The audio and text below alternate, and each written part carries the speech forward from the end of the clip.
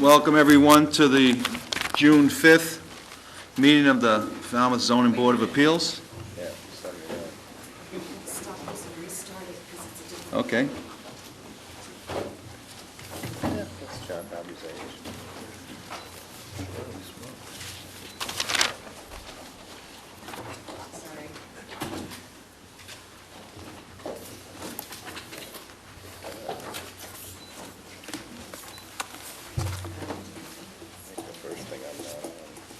Take your time.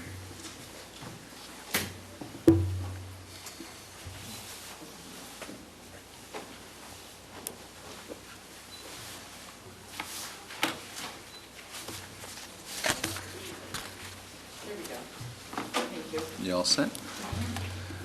As I was saying, welcome to the June 5th meeting of the Falmouth Zoning Board of Appeals.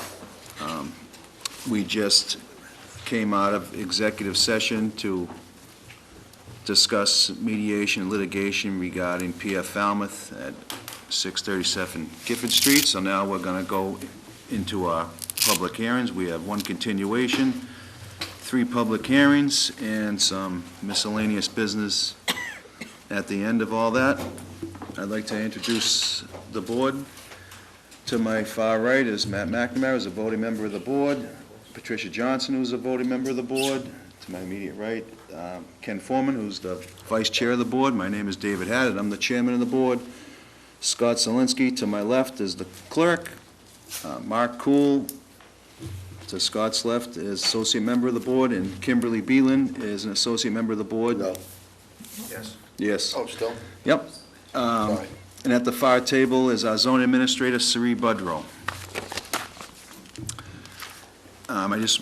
Most of you know this, but I just want to say this again, that the board's goal is to have a full and fair hearing through reading information in the file, doing site visits, through testimony, and reviewing documents presented. Anyone who has an interest in an application will be given the opportunity to speak only to what is before the board. If you are recognized by the chairman, introduce yourself and give your address. All these hearings are recorded and televised. Everyone attending tonight's hearing will be asked to show respect and courtesy by silencing cell phones, listening to the applicants, witnesses, and the board, refraining from private conversations, refraining from making derogatory statements, and exiting the hearing room quietly. Like I said, we have a continuation, but... Mr. Chairman. Yeah. I'd like to move we take one matter out of order and move first to application 3414 for Dillingham Place. Lawrence, anybody want to Second it. Mr. McNamara, Mr. Zielinski, all those in favor of taking that out of order, say aye. Aye. Aye. All those opposed? Unanimous. Scott, will you read that into Sure. the record, please?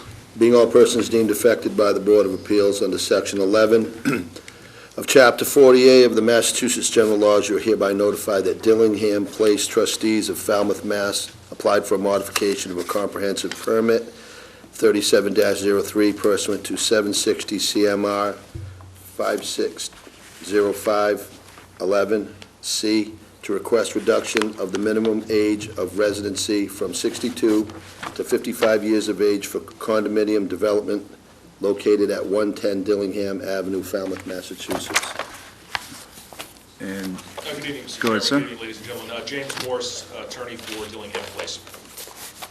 I sent some correspondence to Ms. Boudreau dated May 23rd. At the annual meeting of the Condominium Association, the proposed change failed to receive the requisite percentage of beneficial interest. I therefore am requesting pursuant to 760 CMR 560511C that the application to change the comprehensive permit be withdrawn. okay, thank you. Anybody want to make a... Mr. Zielinski, second? Sure. Was that to be withdrawn with or without prejudice? I'm asking to be withdrawn without prejudice. So moved. Okay, so all those, that was Mr. Zielinski, Mr. Foreman. All those in favor, say aye. Aye. Aye. Those opposed? Unanimous. Thank you, sir. Thank you for your previous deliberations on this. Okay, now I'll go back to our original agenda, so that'll be industrial wireless. This hearing was opened December 5th of last year. We had a hearing and testimony May 1st of this year. When we left, we asked for for some additional information from the applicant. Other areas that they considered, a rendition of what the tower would look like, miscellaneous things like that, police and fire department safety concerns, list of properties that you also were looking at, decommission of this monopole, that sort of thing. We also had a balloon test on May 19th. Scott, I'll ask if you just summarize any additional information we have in there. So we, We have several letters in opposition. I mean, there's numerous, if everybody's been in the file, they'll know how numerous they are. And just communication between myself and John Champ answering questions Okay, excellent. about things, and the chief of police and the fire department communication that you had asked for. All right, thank you. I'll, sir, if you want to address some of The city members? Thank you, Jeffrey Angley for the applicant. hold on one second, sir. The city, who was sitting on this last? Kim, It's I you, think- Scott Zelinski, Matt McNamara, Patricia Johnson, and Kimberly Beelan. Same ones, okay. Go ahead, sir. Thank you very much, members of the board. Jeffrey Angley for the applicant Industrial Tower and Wireless LLC. At the last meeting, there was a request, as the chair indicates, for additional information. That's been provided by the applicant. We filed right around the May 29th, actually a full zoning memorandum, which included the materials that were requested for photo simulations, which emanated from the balloon test of May 19th.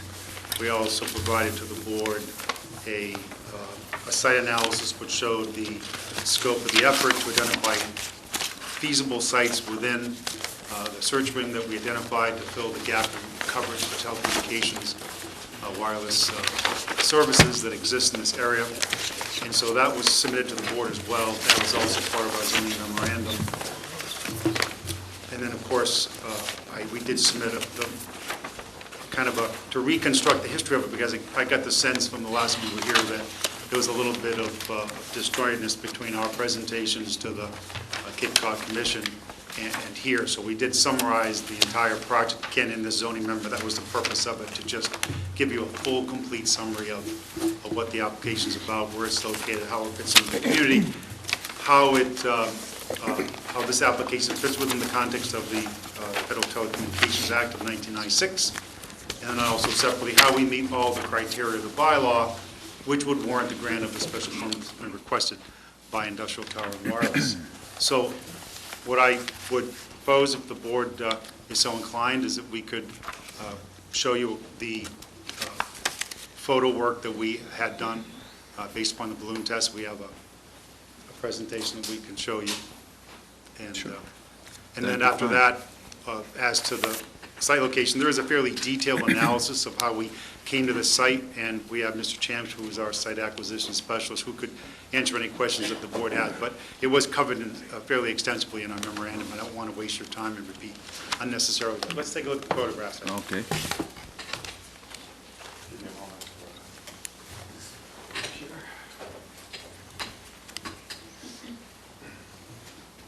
It's already set up for somebody else's presentation. Take your time. I didn't realize that they were going to do that, so I apologize to the board.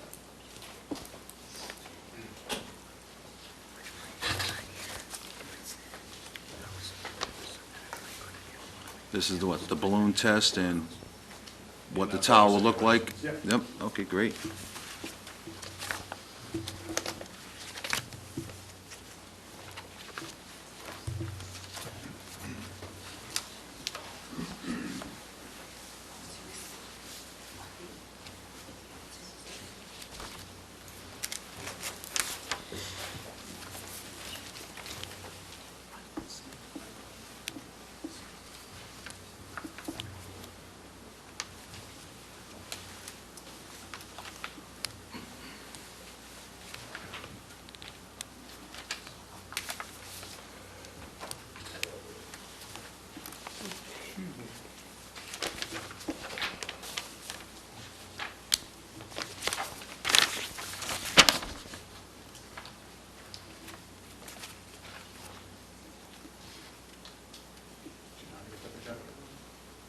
Do you know how to get the projector running?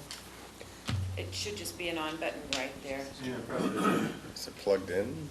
Oh, Yes, yeah. because yes, because it was set up for this gentleman earlier. Just give us a, get it started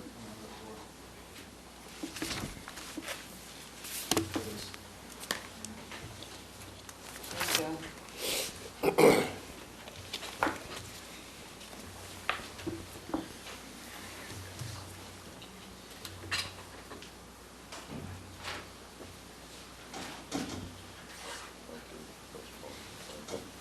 I'm really sure how to get rid of the OHP assistant in the corner. I don't either. I know nothing about this, sorry. We'll just have to ignore that, I guess. I can't type and I can't use it. Good evening. My name is Kevin Delaney, and I work for Industrial Tower and Wireless, and I'm the Engineering and Regulatory Compliance Manager. As was mentioned, we did a balloon test on May 19th. It was from 2 to 6 o'clock, and it was a day that had mixed weather. It was windy later on in the day. It had some rain, but actually for about the first hour and a half or hour and 15 minutes or so, the wind wasn't too bad, and the balloon flew relatively straight. And so that's when all these pictures were taken. So I'll go through each individual one. So to begin with, this is just an overview of the different areas that we took pictures from. The center point is obviously the site location, proposed tower location. And then all these yellow pins are the different areas that we drove around the site to see, there was some open areas, so we wanted to see if there was a vantage point from these open areas to the tower location. So again, each yellow pin, and there's some underneath the site location here that we'll show as well. So the first picture that we took was from Carriage Shop Road, which again had an open bog. That location's 3,487 feet from the proposed location. And the balloon was visible from there. I don't know if you can see it. It's a little pin on the center of that circle is where the balloon was. And so the first picture is the balloon, and the second picture will be a photo simulation with the tower inserted to it. So I'll just go back and forth so you can see. At this location, the tower will be visible. The second location was from Tobias Way, which is northeast of the site, about 1,865 feet. And the area that we took, all these photos, I should say, were taken from the street. We didn't enter anybody's property to take any pictures, so they're all basically taken from the street. And this is Tobias Way. So again, you can see the balloon, the center of that circle, and with the photo simulation of the tower inserted into it.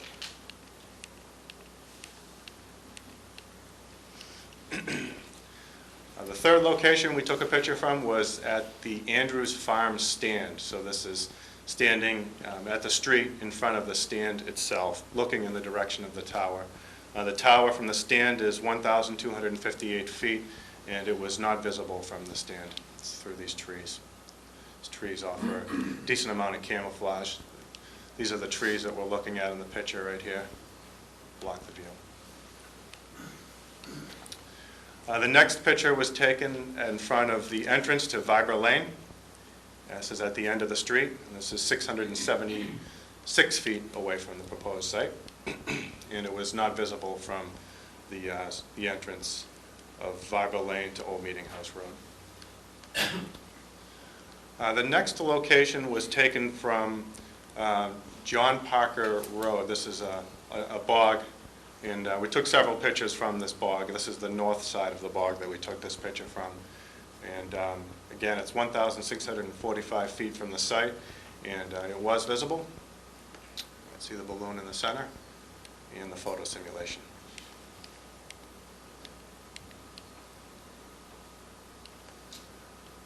The next location was from the south end of the bog. We pulled off, again, off of John Parker Road and right into the little parking area here. And from that location, the balloon was not visible. It's 2,367 feet from the site.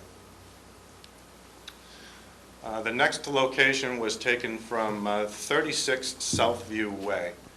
And We drove through the entire development of Waterview Estates, and we could not see the balloon from any location. We just took it from this particular location because we knew Mr. Hargraves lived in that area. So we wanted to take a look from his house, looking in the direction of the tower, and it's not visible. And we searched high and low through the entire neighborhood, and we could not find one house or one area on the street where the balloon was visible from. And the next location is 330 Old Barnstable Road. It's 3,013 feet, and it was visible from that location.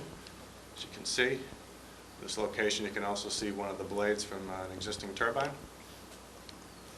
And that's what it looks like with the tower inserted there. That was really the only area on Old Barnstable Road where you could see it. It was just kind of an opening where you could get a direct line view. The next location was at the bog at Old Meeting House Road to the south, 3,417 feet. And so we took a picture in the direction of the site, and it was not visible. And this picture here is at the entrance to the subdivided property to the north of our proposed site, 680 feet from our site to where the picture was taken. That's where the gate is, and there's a chain across the gate. And from there, it is visible, and you can see the balloon and the proposed tower addition.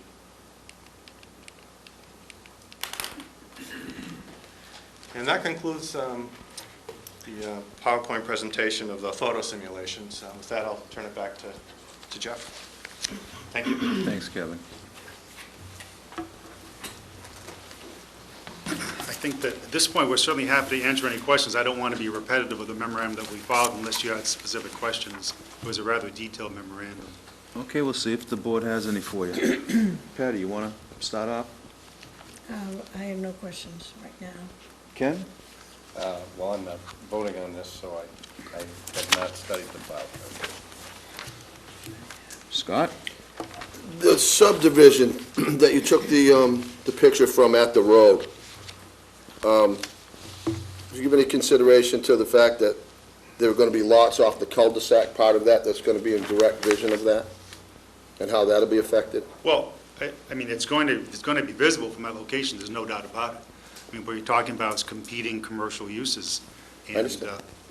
This happens frequently. I mean, that's a site that hasn't been developed yet. Ours is a site that will be developed. But that's why, for example, we have proposed a monopole style tower, has the appropriate color characteristics to blend into the sky as much as possible. That's why, for example, we would not favor a monopine proposal, because they are just going to become a greater mass and greater visual effect than a monopole. So in this instance, we can't hide cell towers, but we put them in locations that are the most suitable. And here, we're over 600 feet off of the road. We're in a heavily treed and wooded area far back from the street. And it's not really visible from that many locations, at least from the public ways that we took photographs from.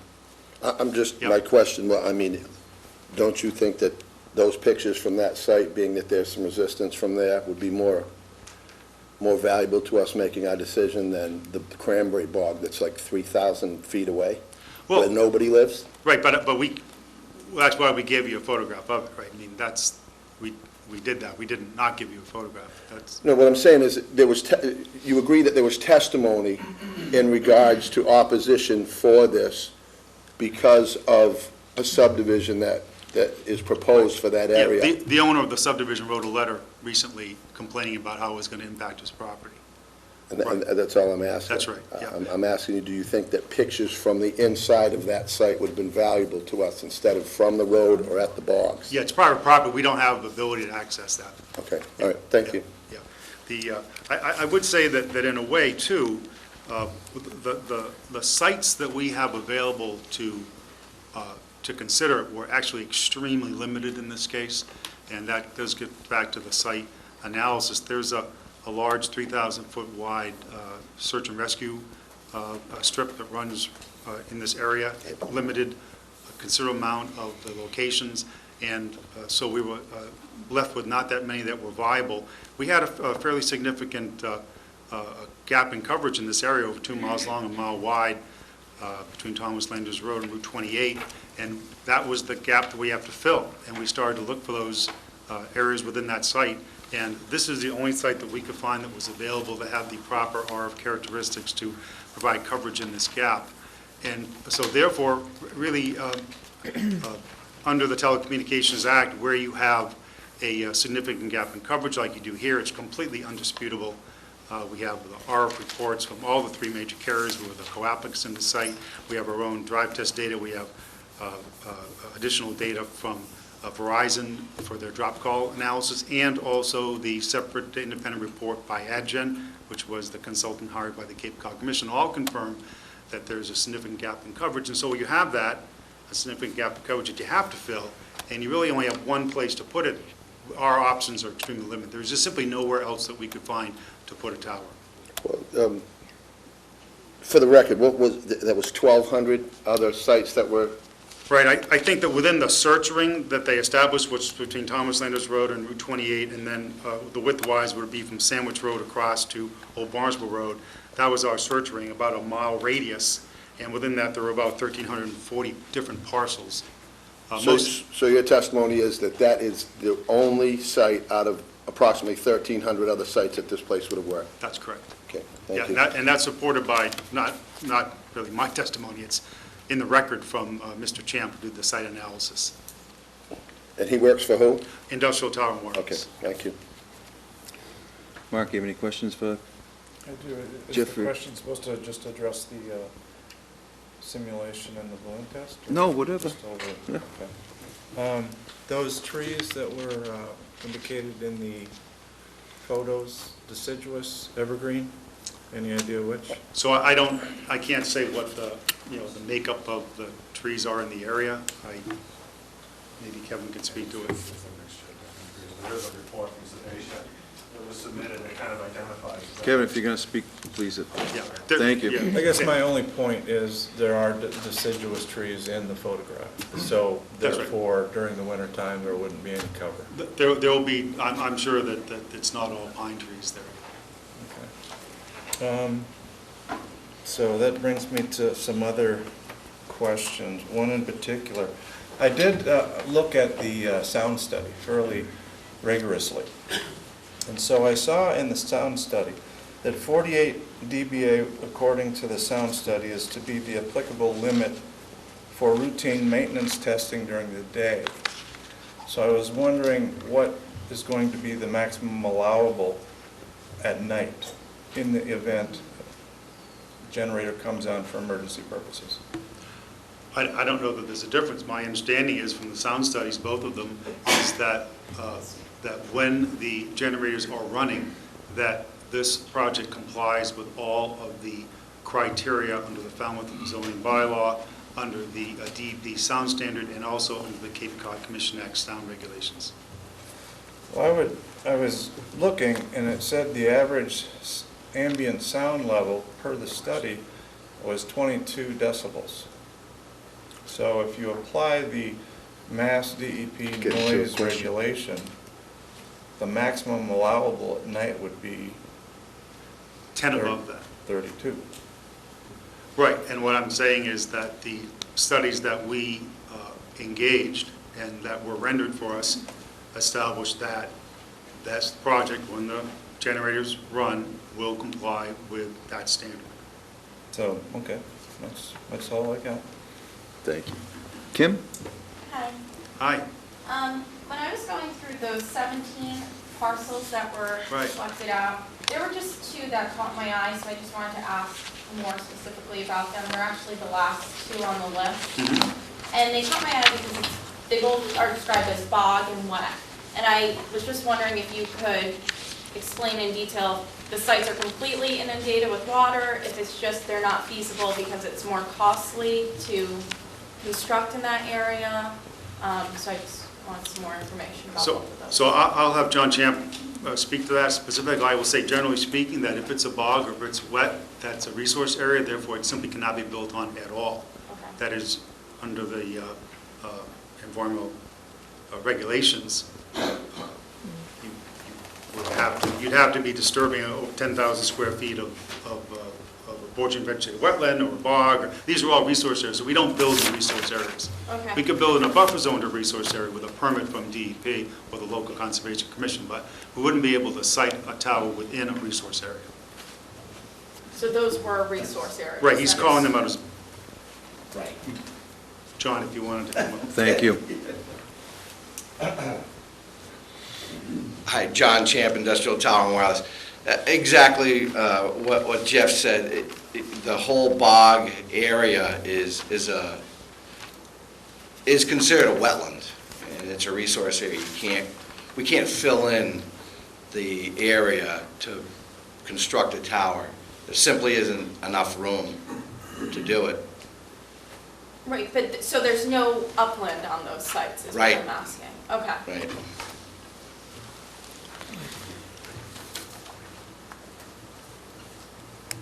That was my only question. Thanks, Kim. Matt, do you have any questions for Jeffrey or I do. Kevin? Jeff, thank you for the information. I do like to read it all and didn't have a chance to look at the case law that you just recently submitted. I did get a chance to look at one that you didn't submit, so, but I'll ask a couple of questions. Going back on the minutes, there was a question that I had asked about birds and protection for birds, and I think the question was, is there any, federal, state, or local law? And there was a comment that, yeah, there's a federal law, and we'll certainly abide by that. But as you can imagine, this isn't the only cell tower this board has looked at before, and other companies do have bird protection policies. Does Industrial Wireless have such a policy? Yeah, Kevin will answer that for you. So it's come up in the past that there's been osprey nests. They love to nest on the towers. Absolutely. It's a great habitat for them. So what happened when we first ran into this many years ago is we contacted Tom French, who's with Mass Fish and Wildlife, Natural Heritage and Endangered Species, and we asked him about that very question. What do we do when there's a nest of osprey, which is typically what we find at a lot of these tower sites near the ocean? And his recommendation is, what he told us was to stay away from the nest from May 1st through September 1st. So that's the policy of the company. We don't do any work on a tower between May 1st through September 1st if there's a nesting osprey on the tower at that time. But you have a written policy in There's place? no written policy, no. Okay. And so what is that period of time again? That's between May 1st through September 1st. And again, that was the recommendation from Tom French, Mass Fish and Wildlife. And at the last hearing, it was indicated that most of the work is done directly by Industrial Tower. It's not subcontract, but what about the individual carriers? So for the carrier work, Industrial Tower and Wireless does all the installations on the tower itself. Our climbers go up there and install the antennas on the tower. The only work that the carriers do specifically for themselves is the groundwork. So we'll install their equipment or their shelter on the ground, and then they'll do the connections, they'll tune their equipment and whatnot. But all the work that's done above ground on the tower is done by Industrial. Thank you. And I'll just pick on you, Jeff, because I don't know where to direct them to. And the significant gap. Yes. If I read through this correctly, and correct me if I'm wrong or tell me I'm right, the gap was based on a computer model? The gap is based upon a computer model, drive test data, and drop call data. That's three different kinds of data that was used to determine the existence of the coverage gap. And was each gap identified by those three methodologies for an individual carrier, because I know each carrier is a little bit different, were they all the same? That's correct.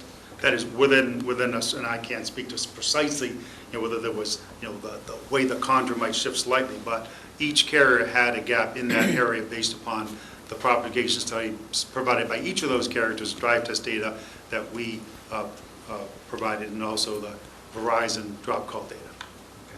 And in one of the cases that you had mentioned, which is the only one I got to before you sent the others, Yeah. was the OmniPoint v. Cranston in Yeah. 2009. And the court talks about significant gap in the measurements, and in that case, there was a minus 85 dB as what was the criteria. What is the criteria that industrial wireless is using, or that each of the carriers are using to come up with a significant gap? So right, you're talking about and I'll let Kevin answer that question because he's the RF, person, but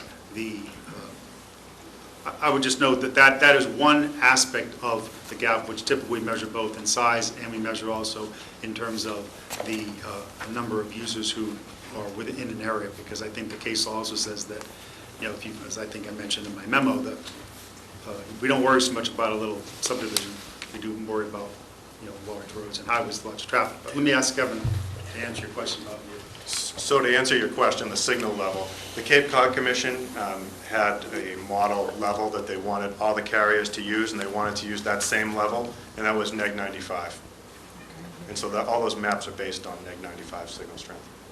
And if I understand correctly, the higher the number is actually the weaker the signal? That's correct.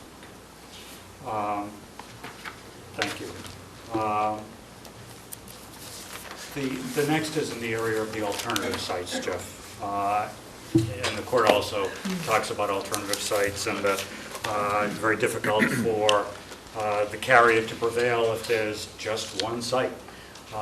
And so that made me focus on, again, the minutes, and you just clarified that. In fact, it was, at one point I thought, I'd written down 1,200 sites, but you're saying there were 1,340 different parcels. Right.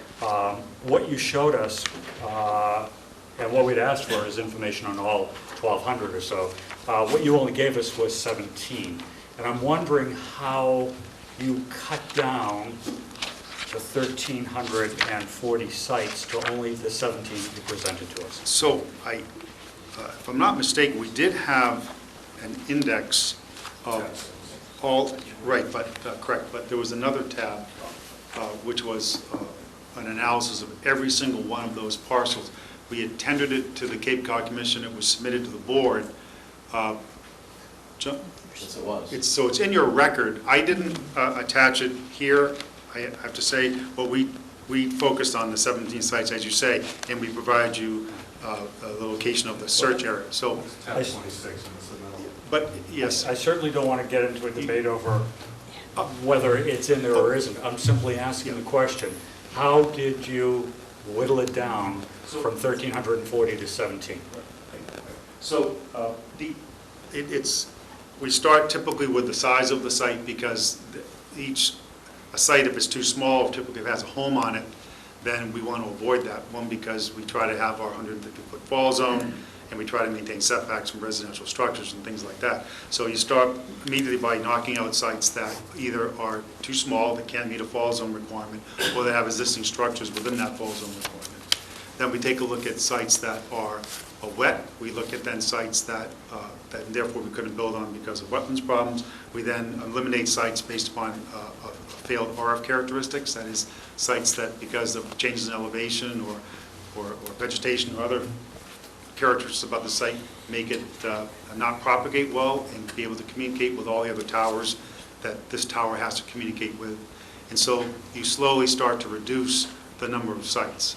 And that's the general process. I'm not being clear. I understand the general process. I guess what I'm trying to get to, again, is what the court said in terms of the only feasible, or are there alternatives.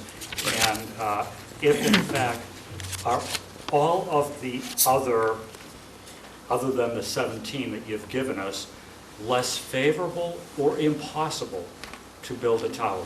So I'm certainly less favorable. I mean, nothing is impossible. I mean, if the board wanted to permit us to put a tower on a 5,000 square foot lot with a house at the front, that's possible.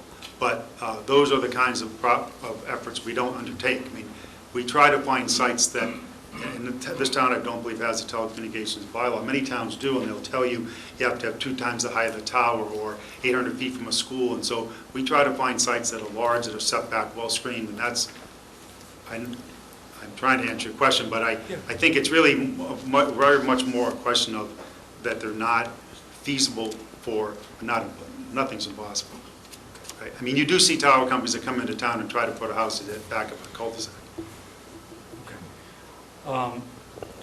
Earlier, Jeff, you mentioned, and it was also in your memorandum, about other commercial uses. When Mr. Zelinski asked you about the cul-de-sac, you said, well, that's another commercial use.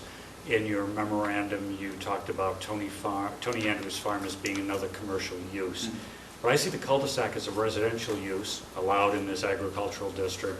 I see the Tony Andrews Farm as an agricultural use allowed in an agricultural district. So I'm not sure I understand when you refer to them as commercial uses. So the direct abutter to this site, which is one of the Andrews who permitted this subdivision, this is a business for him. I mean, he is developing this as he's a commercial So developer. you didn't mean it in the context of the zoning bylaw? No, Okay. I meant they're using it for business purposes. Mr. Andrews, the owner of the farm that sells produce, that's a commercial enterprise. Okay. It's an agricultural use, but it's commercial in nature. Okay. Getting back to the gap and the Telecommunications Act, when was this gap identified? John? Industrial communications is, what's that, a couple of years ago, they're telling us. Has the gap existed before that? Yes. Okay.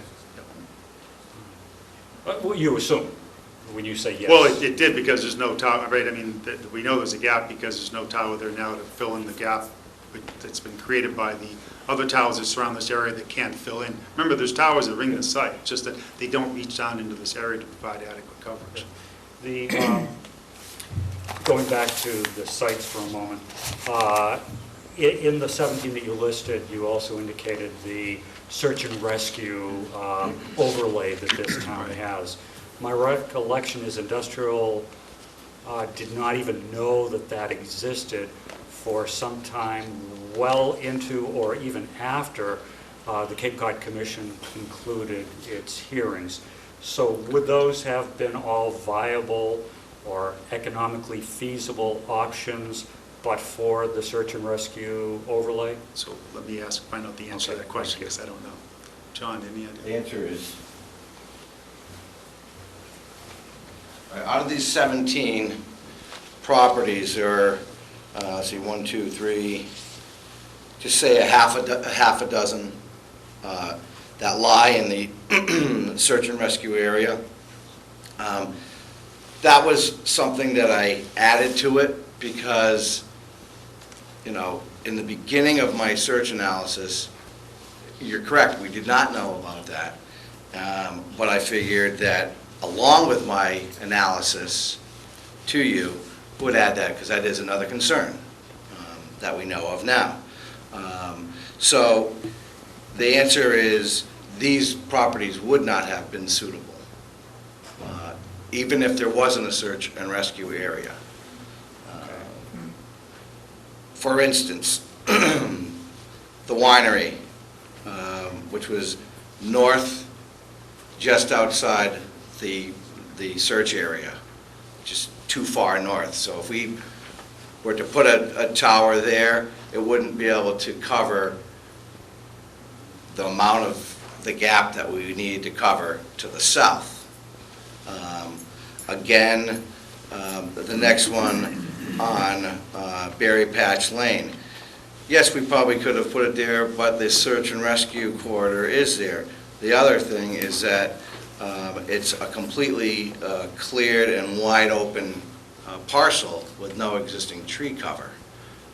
We really try not to put things out in the open. We'd like to have some cover.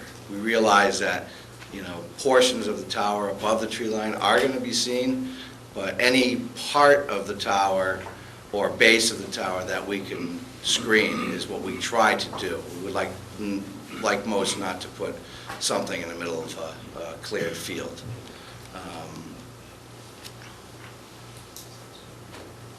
I don't know what else I could tell you about While you're that. there, John, I can ask you a couple Sure, other questions, yeah. if you don't mind, Jeff, because they're more technical in this. Again, looking back at the minutes and recalling Yep. from my notes, I'd asked a question about other technological capacity without a new cell tower. And could any of the existing cell towers in what you've shown us been increased in height to have addressed this gap satisfactorily? I'm going to hand that off to Kevin because he's the expert on that. Thanks, John. Sure. The simple answer is no. Okay, and none of the existing utility poles could have been built upon for structural reasons or technological reasons? No, if you look at the utility poles that are in the area, they're below the tree line, so they will not propagate out. You need to be well above the tree line in order for it to be efficient and cover that gap. Okay, and a question, again, Jeff, I don't know who. Oh, no, but, yeah, please ask away, we'll figure out. If I recall from my notes that 3 carriers at this point, but the tower might be able to accommodate 2 additional carriers, but they would be at lower levels. Is there a reason that these 3 carriers couldn't be built at a lower level? And then add to that with a modification through the special permit if you were adding the 2 additional carriers, which you'd have to come back for a modification anyway. Yeah, I think, yeah. So the carriers have certain requirements to fill that coverage gap, and they need certain heights in order to meet that coverage gap. And the minimum that Verizon Wireless needed, who's at the top of the tower at 150 feet, was 150 feet. So that's why we basically, to answer your question, we started from the lowest point required and went down in elevation. Thank you all very much. Thanks, Matt. Can one of you speak to the decommissioning figure that we asked for?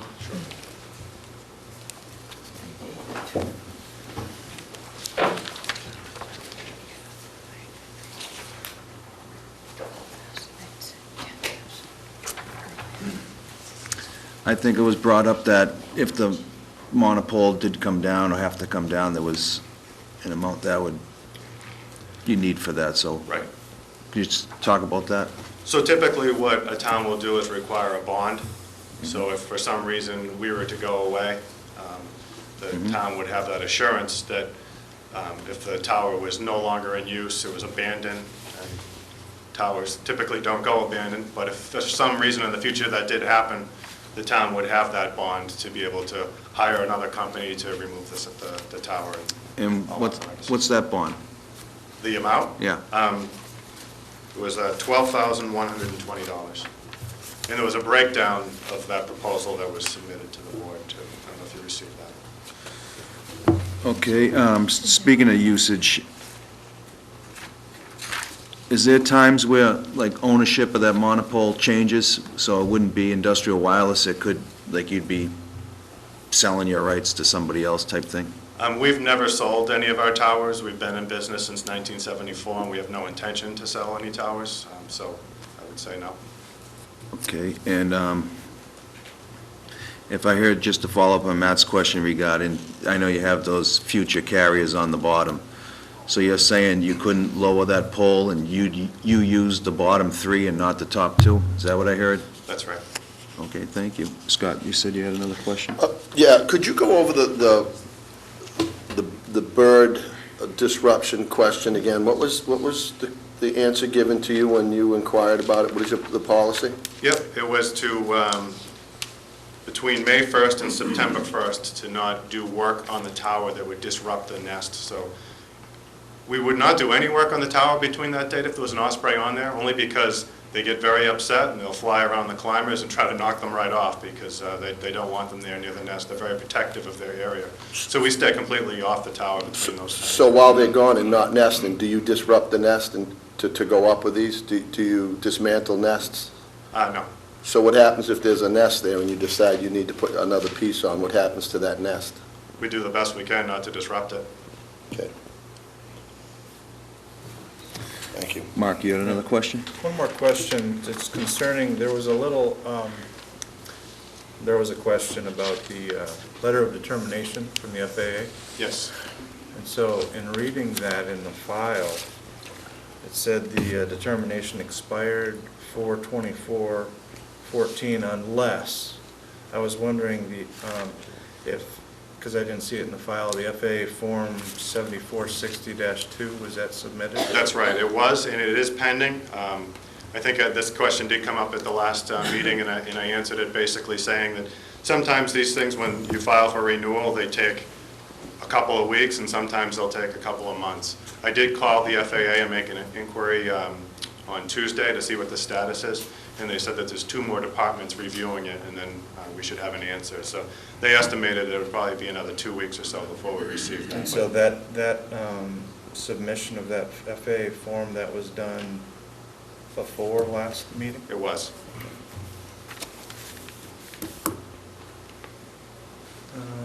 Let's see. I do have a question about significant gap, and thank you for enlightening me about, the methods that derive the gap itself. Drive-through data, you said, computer modeling, and drop call data. The drop call data, is that from a complaint log of user customers?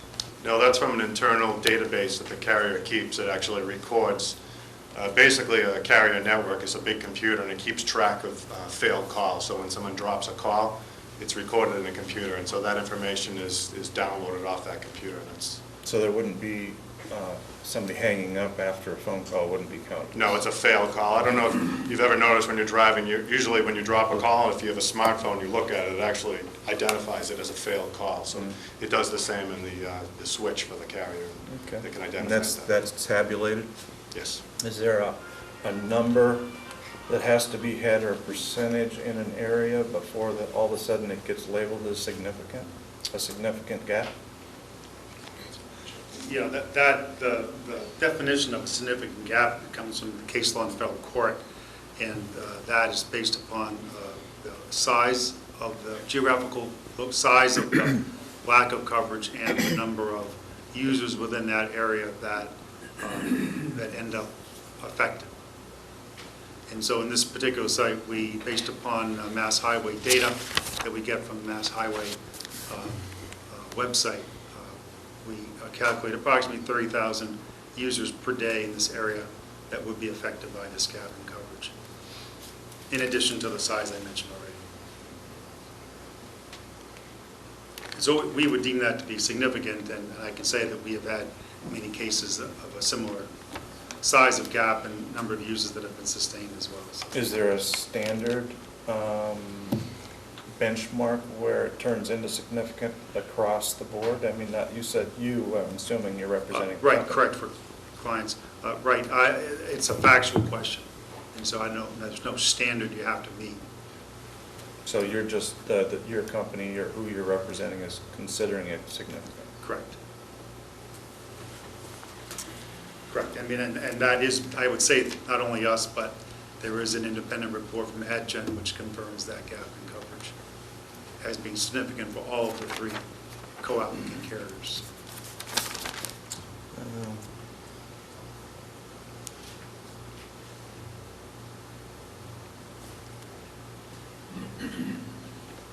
That's all I have. Thank you, Mark. Anybody else have any questions I for him? have one. Go ahead, Patty. One of the cell towers on your map, coverage map, is in East Falmouth, and it's only 70 feet in height. The question to you was, could you add to the existing towers and reduce the gap area? And you said no. Is that true with the 70-foot tower as well? So, I'm sorry, if you increase... So if you had made if somebody made that 70-foot tower 150 feet, would that reduce the gap? It would help the gap, yes, but it wouldn't fill the gap. It would fill in portions of the northern section, because I know the site that you're talking about. It's actually, it's a utility pole that AT&T is co-located on. And if they increase that location to 150 feet, which I don't believe they could because it wouldn't meet the fall zone requirements there, it still would not fill this gap in that we're working to. And the other towers around are, one's 140, so 10 feet isn't very much. And the one in Falmouth Center is 102, and is that the one at the fire station? As we take a look.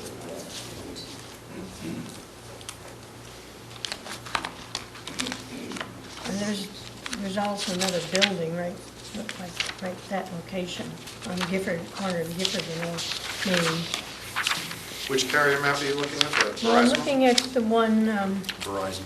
your Verizon, it shows the white and green, and then you put yours in, and the green is bigger. That's a switch house right there. It's a switch?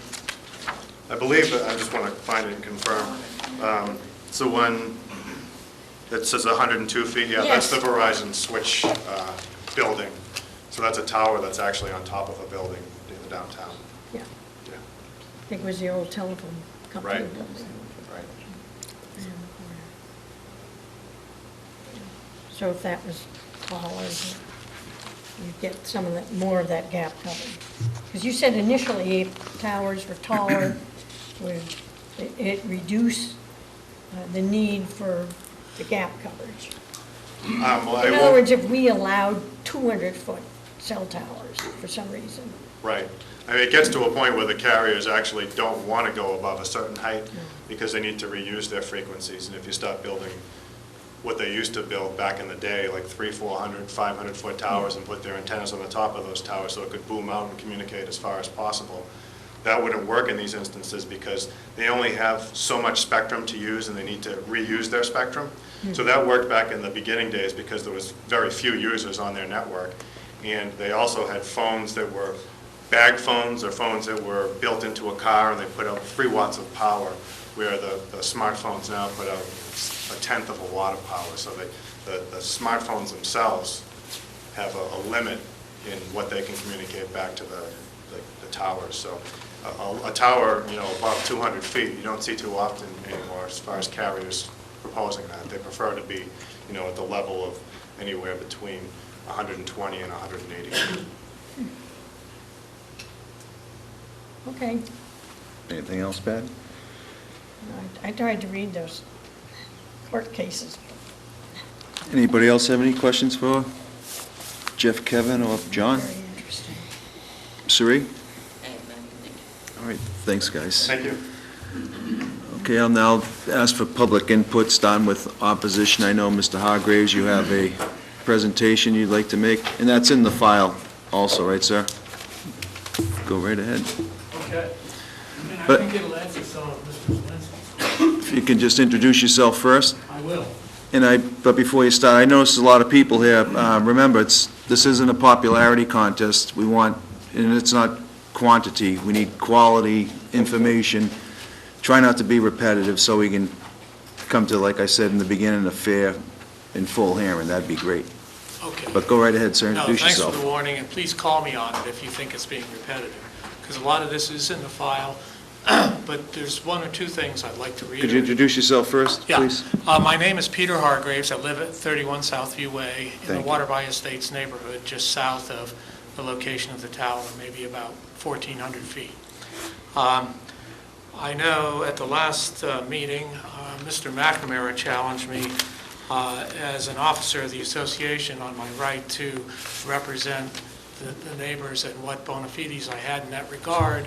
So I went around and got something that would establish the weight of my testimony so that it will save some time. I'm not meaning to preclude anything that any of my neighbors want to say, but I submitted it to Ms. Boudreau for the record.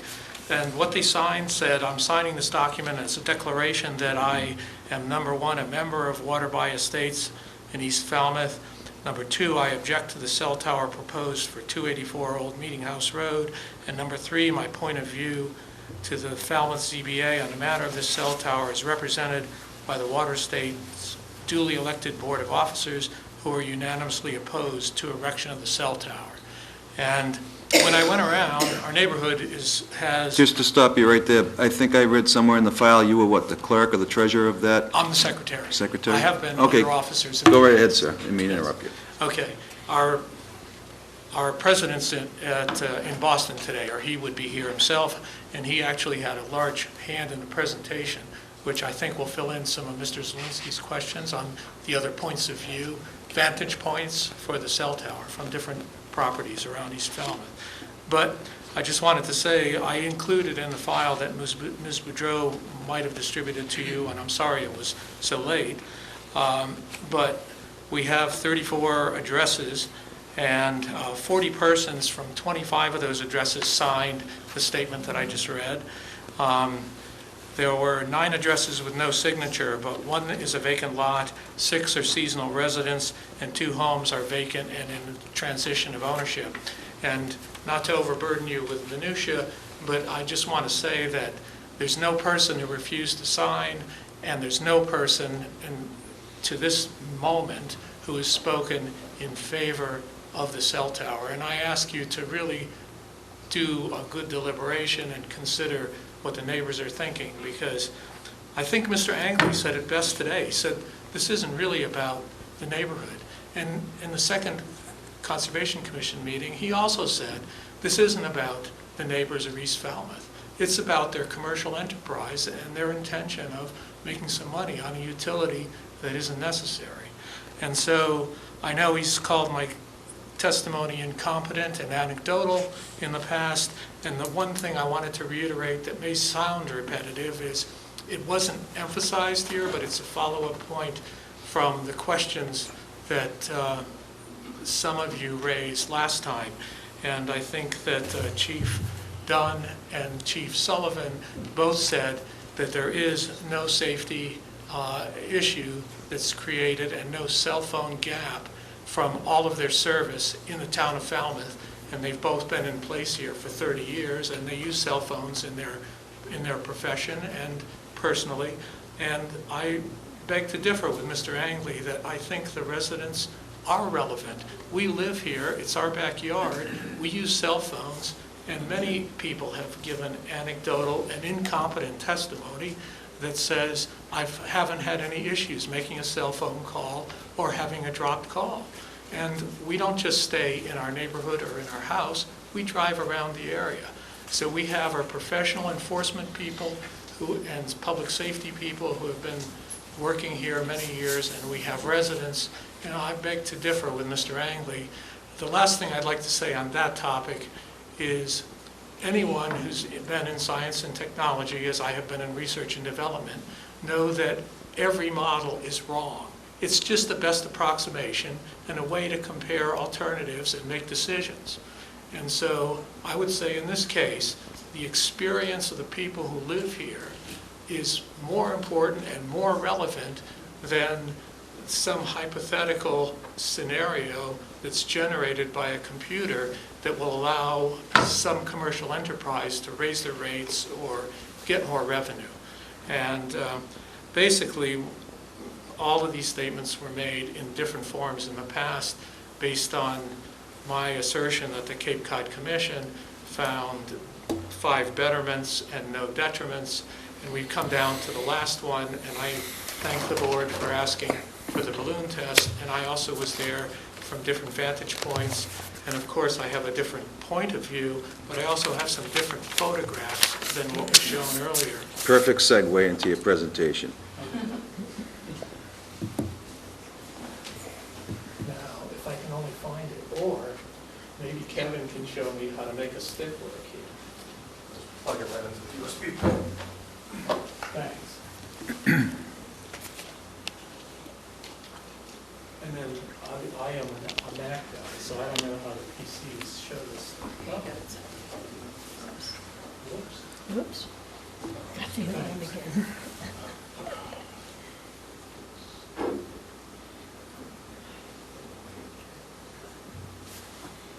You learned this by trial and error, huh, Kevin?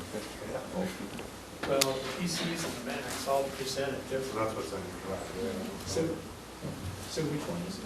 I don't know, it should drive on There's a the Oh, balloon here we go. test. Balloon test with that. There you go. Thank you. So-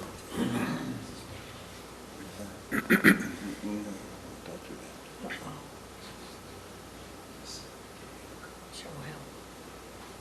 Just hold Oh, that's ugly. it. No, I think there's a file below. That's the one you want. Thank you. Try it. Oh, sweet. Can't. Yeah. How do I make it into the presentation? It's, This is where. X out of the black box, there's two top right hand corner of the black box. See that black box? Yeah, hit that. Down to your right, Down to my right. down to your right. See the little X? Hit that X. Oh, thank you. Get rid of that guy. See if that works. Okay, now, to The get little the full paint- screen, I look at See the little view. paintbrush there? No, right, It's F5. Just a little, F5? yeah, that'll work. Don't ask me, I defer to my children. Oh, here you go. Okay, so, I mean, actually, we did a photoshopping too, and there's one shot that we have, which is exactly like the one that Kevin showed. But just as a point of perspective, this is the cell tower. I think it's very similar to what's being proposed here, but it's over on Courier Road, and this is about 1,000 feet from the cell tower. Just to kind of frame the discussion on the simulations. Pete, if you're going to speak, could you take the mic with you? We can hear you, but the people at home won't be able to hear you. Or you could take the microphone right off the stand there, if that helps. It's okay. If I can figure out how to use it, how do I make it go? Okay, so this is, you've seen this map. Here's my house, and I appreciate that ITW came down in the vicinity to see if it was possible to see the tower from there. I might add that Andrei Pershutinsky will have a view through the exfoliated trees 6 months out of the year. And so you could see it from his driveway, but it wasn't sticking up above the trees, it was through the trees. But it's true, nowhere in the neighborhood here, this is our neighborhood, our 34 homes and a lot, could you actually see the tower, which is indicated by that red star. And you know, the pictures that I'm going to show you go from the third pin of the Falmouth Country Club, right at the corner of the bogs there, to the Andrews Farm area, and a point on Old Meeting House Road, which is where we can get calibrated, because Kevin had a shot exactly like that. And then this area back here, and at the pump house on the upper bog. So, this is from Carrot Shop Road. Although, you know, I had to sit there for half an hour to get the balloon this high and try to be fair to everyone. There's the red balloon on top of this, so this simulation is actually lower. It's lower than the actual balloon because I wanted everyone to see that I wasn't playing any games with the photoshopping. And I think my cell tower and the cross pieces are a little bit more slender than the ones that Kevin showed. So this is over by the country club, that location right there. Now, I put this in for perspective because I was surprised to learn when I went to town hall that Berry Patch and Ronnie Road are actually official town roads. If you look in the streets of Falmouth, those are listed as town roads, as these lots are. I think there might be 10 lots or something like that, maybe 9, that are the Andrews Farm approved by the planning division, but nothing constructed. And so the next shots you'll see are up in this area. This is the old meeting house. There's our Andrews Farm. This is the one where we both had the same shot, although the balloon might have been flying a little higher when I took my photo, and it was about 2:15, and it was really great then before it got windy. But there's the balloon at the top. And so this is what it looks like from Old Meeting House Road, a public way. And then going on to the Andrews Farm in the vicinity of those lots, and I'll come back and show you the perspective again. Here's the balloon again, And so backing up on the cul-de-sac, that's what would be visible to homes there. This is another view from another part of the Andrews Farm. And so what you just saw is Old Meeting House and those two views looking over to here. And finally, looking back, looking at this one, there's an area back here where there's a picnic table and they do hay wagon rides. And so there's Pond 14. So looking in that direction, there's the vantage point through the picnic area. And then looking back up across that field, that's where the balloon is. And that is the vantage point of the cell tower there. There's one more place where it's visible here off of John Parker Road, and I think, again, I think I caught it when the balloon was flying higher, because there's the balloon up there, and this is a view from that location. So, arguably, the Andrews have an interest in preserving the value of those lots and their property. I sympathize with their position and their situation, and I think the lots would probably not be saleable. In fact, if the houses were built, the tower could not be installed because it's more than 10 feet above the average height of the houses that would be that close to the vicinity of the tower. But in truth, the tower is visible from a large area in East Falmouth, including the Spock area, which is an area of significant natural resource. And so I guess that, to me, it seems like more than just an eyesore, but it's a contamination and a pollution, an unnecessary utility that will just be with us for some time. Wherever we go in East Falmouth. And it will change the character of our neighborhood. So I didn't want to extend this more. I'm getting more passionate. I used to be the facts guy, but I'm really upset by this. And I hope that you'll consider the feeling of all the people in the area who will live here after ITW installs the tower and drives away to the next work site. Just stay right there, Peter. Maybe some of the board members might have some questions Sure. for you. Kim, do you have any questions for Mr. Hargreaves? Would you say it's fair to characterize your chief, complaint or concerns about this project as visual, the visual impact on the neighborhood? Let me say that that's what we're constrained to by the communications law that Mr. Angley has referenced, because it does not allow health concerns to be brought into consideration, in spite of the fact that data since 1997 shows that childhood leukemia and other diseases are associated with the presence of cell towers. They've shown biologic effects, meaning that there's warming that can be measured in the human body.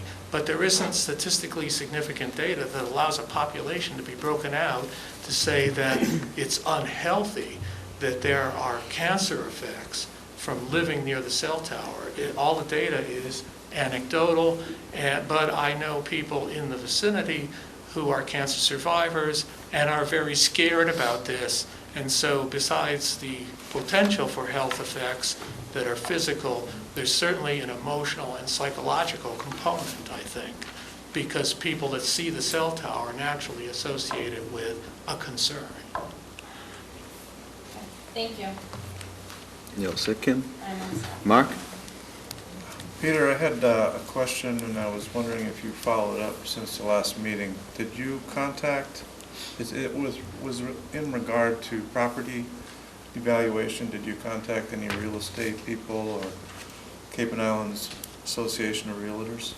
Well, we've had some turnover of homes in our neighborhood, about 5 homes in the last year, and now there are a couple of homes on the market. And actually, the anecdotal information from realtors is that this is a negative. But as Mr. McNamara asked whether I had any data from Cape Cod, no. Last time I cited data, there's scholarly data with people who really were practicing their statistics and showed significant differences over a 10-year period of time in the Atlanta area, I think, where the difference was 2% in the value of homes, 2% to the negative. In some other parts of the world where people are more concerned, it's 20% reduction. In San Francisco or other places where it all goes to people's expectations. On Cape Cod, our feeling is people's expectations are they come to appreciate and enjoy a natural environment. So I think the negative component would be more than in some place where it's just part of the commercial landscape. All of this is very squishy. So you didn't contact Cape and Islands Real Estate to get a... I talked to realtors, but I didn't contact the Cape and Islands. All right, thank you. Scott? Mr. Hargrave, did you say through testimony that everyone you talked to has had no complaints about coverage, cell coverage in your neighborhood? I mean, was that question asked to everybody that filled that form out? That's right. And even beyond that, I looked back at all the testimony given at the Cape Cod Commission, the 4 hearings, I think they had 4 hearings, and there were 20 people who made comments about not having issues with cell phone. No one came to, and we've said this before, I'm sorry to be repetitive, there's nobody outside of the ITW group who supported the cell tower or who came to say, my cell reception is bad and I'm really looking forward to better service. Although, as ITW has stated, we don't necessarily have an expectation of better service in our neighborhood, even though the eyesore will be there because of the way that the cell towers work. It may not. It may go right over us rather than embrace us. Okay, thank you. Thank you, Mr. Chairman. Okay. That's it. Patty? I'm done. Matt, do you have any questions about Peter? Sure. First of all, Peter, I never challenged you, I never raised that question at all. I think it might have I'm come sorry. from our zoning administrator. But No, that was me. apologize if I made a mistake. actually, it came from the chairman, so. Okay. And he's like that. Peter, you just mentioned something that I guess I'm not familiar with in the zoning bylaw, that if the subdivision had houses built on it, that this wouldn't be allowed because you say it can't be more than 10 feet above the average height of homes? This is where the Cape Cod Commission, if Okay, they... not our zoning bylaw. Right, right. Okay. In fact, the zoning bylaw doesn't really address the presence of cell towers. We don't have an overlay zone, so by the absence of that regulation, ITW is saying, therefore it's allowed, but that's why you're having a special permit here. What's allowed by special permit. Right. The only other question I had, Peter, was that you mentioned, you're talking about it, and I appreciate Kim's question to you about, is the visual the way that you are really the concerns? So if there is a gap, I'm not saying that there isn't, if there is a gap, would still any of those sites within that radius be acceptable? Or are they all unacceptable because of the visual impact? Are you talking about the 1,340 sites? What sites? Would there be any site within that radius, Peter, that would be acceptable, or are they all unacceptable because of the visual aspect? Could you define the radius you're talking about, Matt? Kevin, help me out. What's the radius? The search ring was between Thomas Landers Road and Route 28 and... Sandwich Road and Old Boston. So, I mean, I've gone and visited all the other cell towers in town, and I think this one is distinguished by its proximity to residential and natural areas. The other ones, like the Courier Road that I showed, are all in the vicinity of quasi-industrial or commercial. Let me focus to you again. There's, on that radius, where they're talking about this cell tower being where there is a gap. Assume for a moment that there is a gap. okay. Is anything in that area unacceptable because of the visual aspects of it? I think something that would be visually present would be unacceptable. Okay, thank you. Thanks. Anybody else have anything? Siri? No, thank you. Thank you, Peter. Okay, thank you. Would anybody else like to speak in opposition to this? Ma'am? Just introduce yourself, please. Good evening. My name is Lacey Blumel. My husband and I just purchased the home located at 303 Old Meeting House Road. We closed on March 21st. At the time, we were unaware that this was even a possibility moving in right across the street from us. I just have a couple questions. One, a gentleman mentioned that 150 feet was the minimum. If you could do it that- through the chair, please. Sure. We'll try to get them answered for you. Sure. Thank you. He mentioned that 150 feet was the minimum that Verizon would require to have adequate signaling coverage. I think he said 120 to 180. Okay. And that they would have a few open slots. Now, what's to say that 10 years down the line, cell phone carrier, new and improved, comes along and they don't need 160 or 165 feet? Is there something written in to prevent this particular pole from going up another 20, 30 feet, like the other ones that aren't able to be added upon? I can answer. Any modification of that monopole will have to come back before this board. Okay. So I can testify, living at 303 only for a few months now. We don't have a phone line coming into our house. We rely solely on our cell phones. At the time, my husband was under Sprint. We both now have Verizon. We have no issues whatsoever. In fact, we have much better coverage than anywhere else that we've lived, ever. I did submit a letter, and I hope that all of you will take a chance to read it, and I don't want to reiterate all of that. But I am a 10-year cancer survivor. I had brain surgery. I would never have purchased this property 2 months ago knowing that this was a possibility. It just blows me away. Beyond the visual problems that this could cause, we are concerned about the lights, I don't know the technical term, but the airplane warning light and the noise effects. So those are some of my concerns as well that I hope you'll take into consideration. Thank you, ma'am. Anybody have any questions for Lisa? Anybody else like to speak in opposition? Go ahead, ma'am.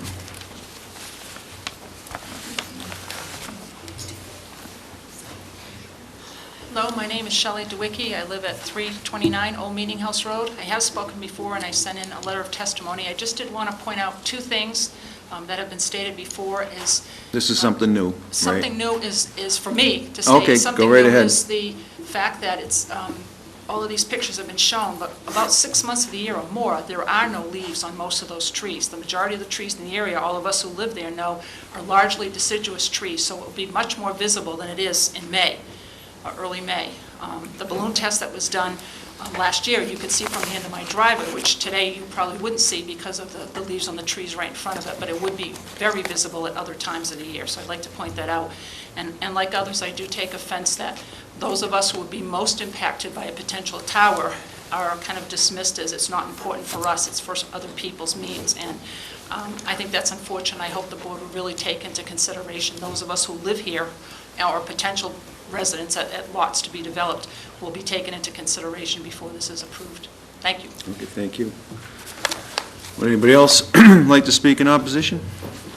Go ahead, ma'am.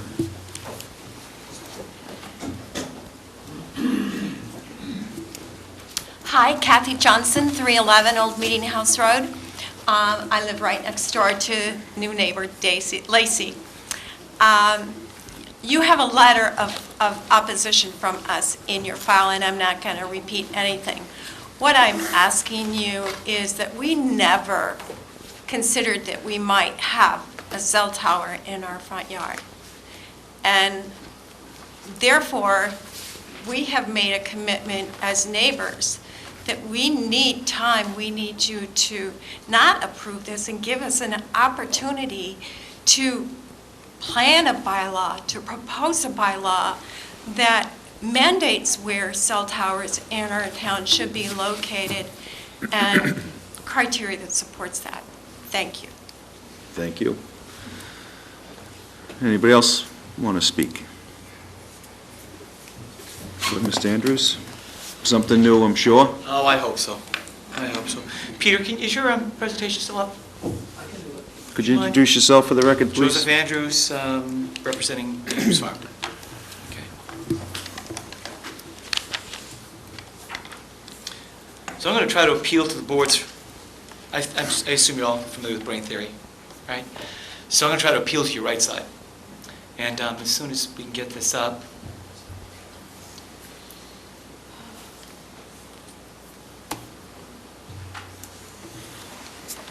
So while it's happening, I think it's Mr. Angle, I forget your last name. Angle, that's good. So, we've often talked about these 1,300 locations, and I know Mr. McNamara asked it about, again, he's trying to get Peter's attention in regard to alternative sites. What I continue to not quite understand is, of the 1,300 sites, thank you, Peter, that one right here. Of the 1,300 sites, we've got down to 17, and yet have the Andrews been ever contacted about the location of a cell tower on what we consider not commercial land, but agricultural property. And, there is some over 50 acres of property that sit there, certainly a lot more than 19 that the gun club has, but it still baffles me that we were never contacted. So Peter, if I go to here, all right, let me go back to this slide right here. May I go to the? You take the mic with you so people at home can hear what you're saying? Sure. Thank you. Okay. So, as I said, I'm trying to appeal to the right side of your brain, but if you look at, thank you, Peter. Unlike many other areas in Falmouth, I think you'll notice there are very few homes located in this area. As you may recall, my father purchased all of this property from here, all the way over to the gun club, all the way back here, all the way to the other side of Pond 14, which we donated to the Conservation Committee a number of years ago. Never with the intention of putting up a cell tower here on the 19 acres of the gun club. The picture I want to go to that's probably most important to me is right here. So let me try to give you a visual of why you see these park benches here. As many of you know, we cater to a number of schools in and around Cape Cod as well as surrounding cities in Massachusetts. And the reason why we do that is it's unusual to have this kind of open space and beauty that you don't see in a lot of other areas. But as you look at this picture, you'll see the cell tower. I don't understand why ITW didn't go to the farm to take any pictures at all. You were invited to go to the farm. If you could just address the board, I'm sure they can hear you. They were going to go to the farm. Mr. Angley knew about that. I made it perfectly clear at the last hearing that they were going to go to the farm, but unfortunately they weren't able to. The camera maybe didn't work on our property. I'm not quite sure, but they never took any pictures. What you're seeing with this pole right here is lot number 5 on Ronnie Road. If you stand on lot 6 on Ronnie Road, you'll see something. If you lot 4, lot 3, lot 2, lot 1. I know there aren't homes there now. Our intention at some point in time is to build homes there. But if you also now look at what also would be a concern, these lots owned by Kenneth Andrews. So Kenny sent you all a letter in regard to his opposition. As you know, Kenny's a disabled war veteran.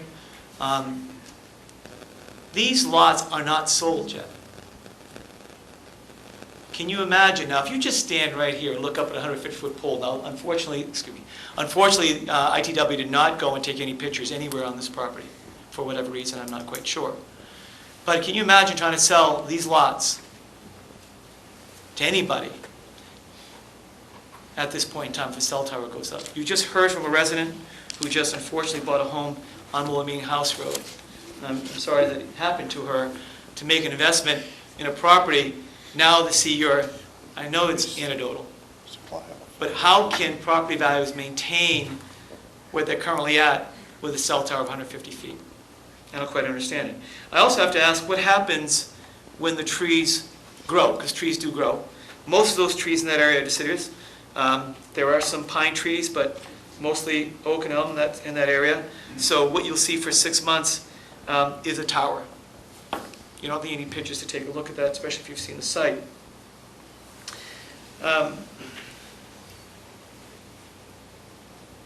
guess I'll close with saying that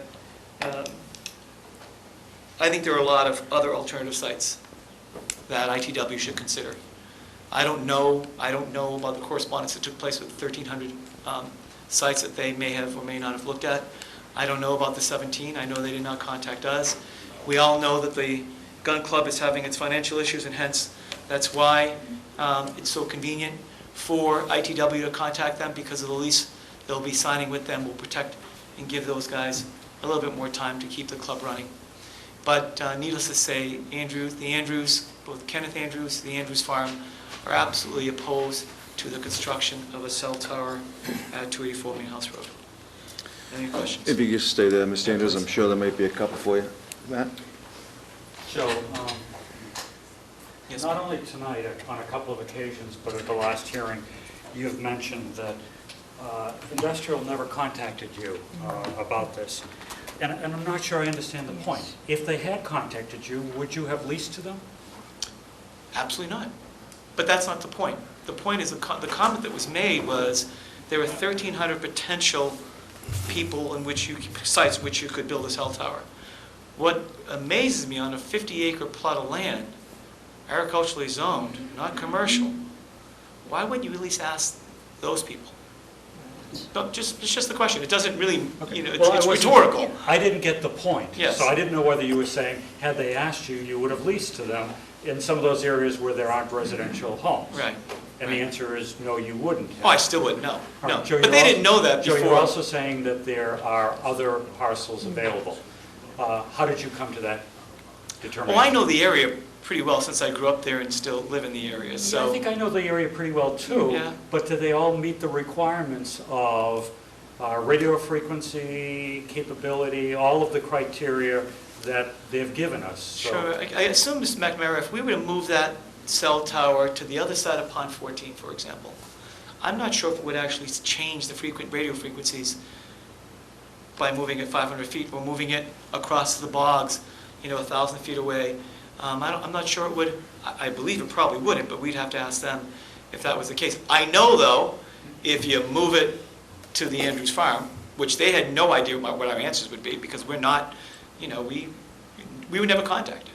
So my point of all this is that if they had contacted us, may we have said yes? I don't think so. But right now, I mean, here it is, No, the it is present time. absolutely not. You No. wouldn't do it, so it's Absolutely not a viable site. Okay, so that's off the list. No, it's not, Mr. McNamara, because ITW doesn't understand. They did not have the answer when they started their process. No, but we have the answer now. You're saying no, so the Andrews Farm is not a possibility. Are there others that you have identified based on whatever criteria? I'm not trying to be hard with you, I'm just trying to understand. I'm trying to understand your question. So the logic for me, so just bear with me one second. The logic for me is the 1,300 sites that ITW had in question were not determined today. They were not determined when they met with the Cape Cod Commission. They were determined at the beginning of the project. I think that's a safe assumption, right?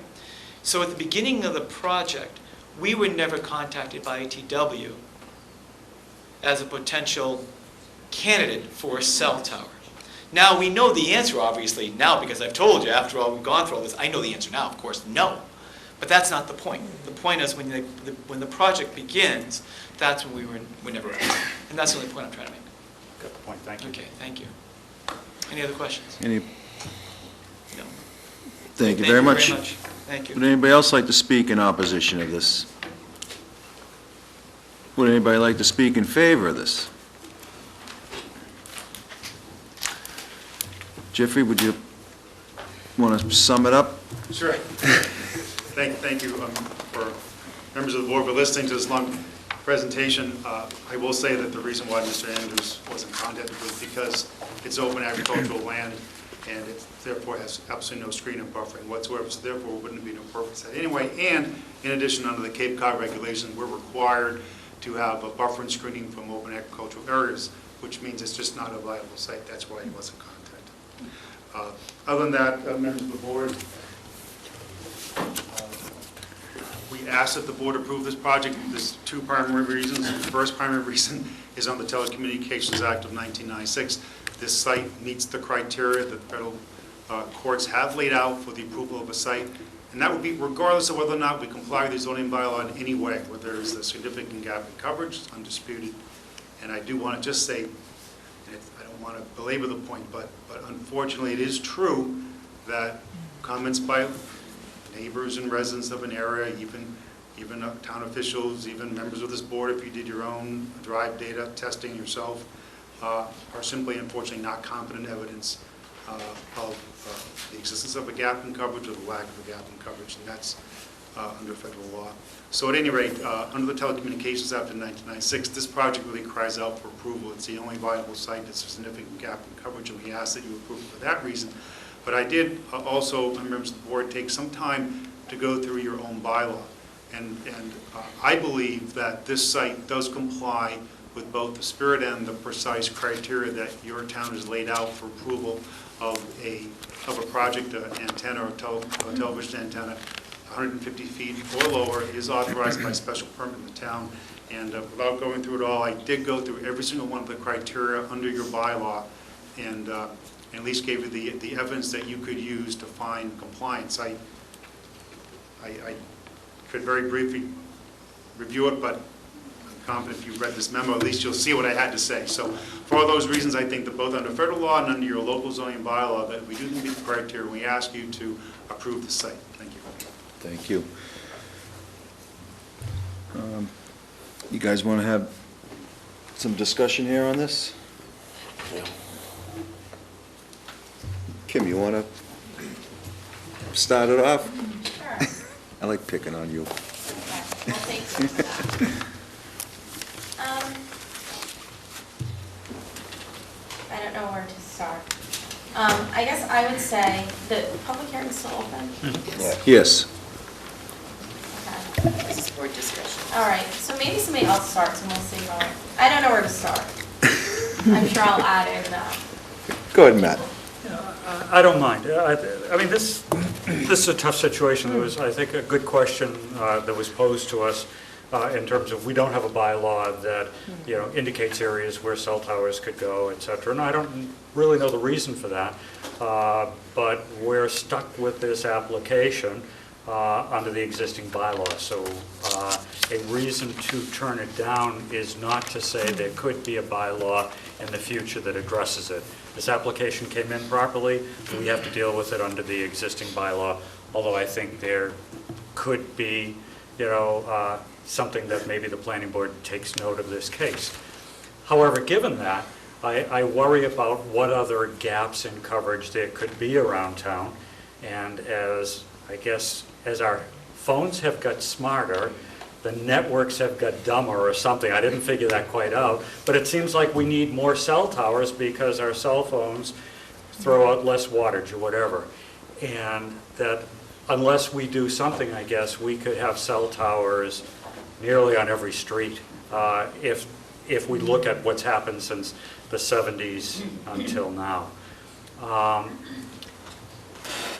personally troubled, having read only one of the decisions, that, at least out of that one, and I haven't had the chance to read any of the others, the courts make it pretty clear that if it's the one and only site, it's probably not going to be approved. And I find it difficult to sort of, not to say believe, but to swallow that out of that radius and 1,340, there is only one potential site. And I look at that and say, at least again on my reading of the case law, the burden is the carrier. And that what we don't have is a ranked order of, here are, out of the 1,340, narrowed down to 17, here's the order that they could work. And that this might be a little bit less economical to us, or it might be a little bit more feasible, but there is no rank ordering of that. So I'm concerned about that. On the flip side of it, though, the only issue that seems to be raised in opposition is the visual aspect that, Kim, you also raised. And the question, that I tried to ask of Mr. Hargraves was that, okay, if there were a possible site that could fit, if there really is a coverage gap, and I will try to get to coverage gap, well, would they all be unacceptable because of the visual aspect? So here we have a carrier saying that there is only one, are not feeling really good about that being the only one. We have neighbors that say there's no acceptable site because it's all a visual aspect, and that if visual aspect affects all of them, and that's the only reason, then perhaps we are saying that we're prohibiting cell towers. And the Federal Communications Act says you can't do that. In terms of the gap, modeling, if that were the only criteria, would worry me. But there were other criteria as well in terms of also what the actual dropped calls are. And yes, that may be downloaded by somebody's computer, but I think that's fairly reasonable when you look at 3 different sets of criteria to look at what a significant gap is. And the question I did ask are all of the gap coverages for each of the carriers pretty much the same when you look at the 3 different methods of calculating it? And the answer was pretty much yes, they were. So I'm not sure. I mean, I'm split completely on this one. I will say, however, if the board were inclined to approve this, we need some things to put into this decision that aren't there. I'm somewhat surprised that that industrial tower and wireless, having as many cells and towers as they do, that they don't have a policy on bird protection. When we do have, other cell towers in this town that actually have a policy and say, here's what we do, here's what we don't do, etc. So I think we'd have to put some real, standards in on that. And I think there are other things that might come out of it. But honestly, I guess if I were to say, on what side of this do I slightly fall? It's the burden of the applicant to come and say that here is the parcel, so I guess I tend to be opposed to this application because I don't believe there can only be one and only feasible site. Matt? Question, Matt. Go ahead, Ken. Just a question, Matt, for you, because I haven't looked at this file, but you can't prohibit cell towers, but if there are already a number of cell towers in the area, does the case law have anything to say about, that's not outright prohibiting, the functioning of the telecommunications? It's really about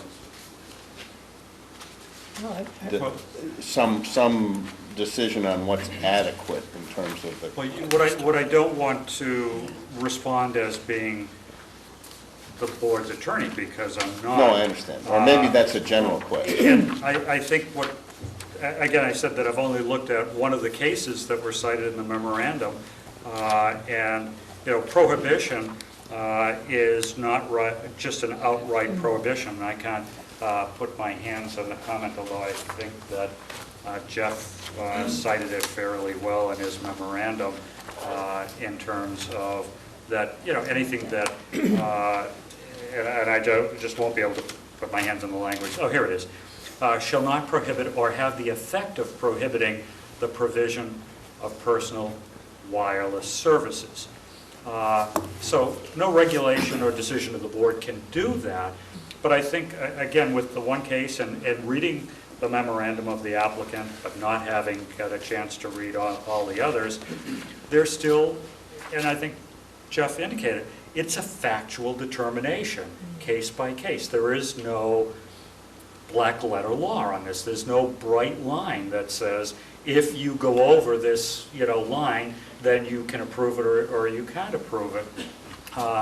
And I think there's more clarity from the case I read in terms of the determination of what a significant gap is than there is. I think there's much more flexibility on the only feasible plan. And so that's where I'm focused, and I'm saying that the courts are saying that, and I think I mentioned it when I asked Jeff the question, that if a carrier turns around and says, this is the only feasible parcel, the likelihood of prevailing on that case is limited dramatically. Not that my vote will be based on their likelihood of success on an appeal, but it just doesn't feel right that there can only be one parcel without us being able to compare what is a more, if we look at 216, and Jeff did respond to that, it really comes down to, what the suitability of that site is for the proposed use, taking into consideration the impact on the neighborhood, visual character, including views and vistas. And we've seen what the visual character is. I will tell you, my eyes must do tricks on me because none of the photos did justice to the balloon I saw when I was out on the balloon site. But, so I guess that's where I'm coming. I think, I find it very difficult to be handed one parcel and one parcel only. And then I do think that the visual impact is an important consideration under our bylaw. Good, Scott. I tend to agree with you, but I have some disagreement with you. I think that, I think Ms. Bomel's issue takes into consideration, if we have to weigh out the public good, and you've got an entire neighborhood that's dead set against this, in direct proximity, you've got health issues that are proven health issues. I think that that's a concern for us to consider. I mean, we still have to be mindful of the public good when this comes to this. I wasn't satisfied with the bird issue. We've had far too many problems with these birds. And my question wasn't answered to my satisfaction, that if you disrupt a bird's nest before it comes back to lay the next season, then that is a direct disruption for their laying season the next season. That was never discussed and was never clarified. All right? We've had enough of these that that people go up there while they're not laying, disrupt their nests, and they struggle to try to get nests done before their laying season. So that wasn't addressed to my satisfaction.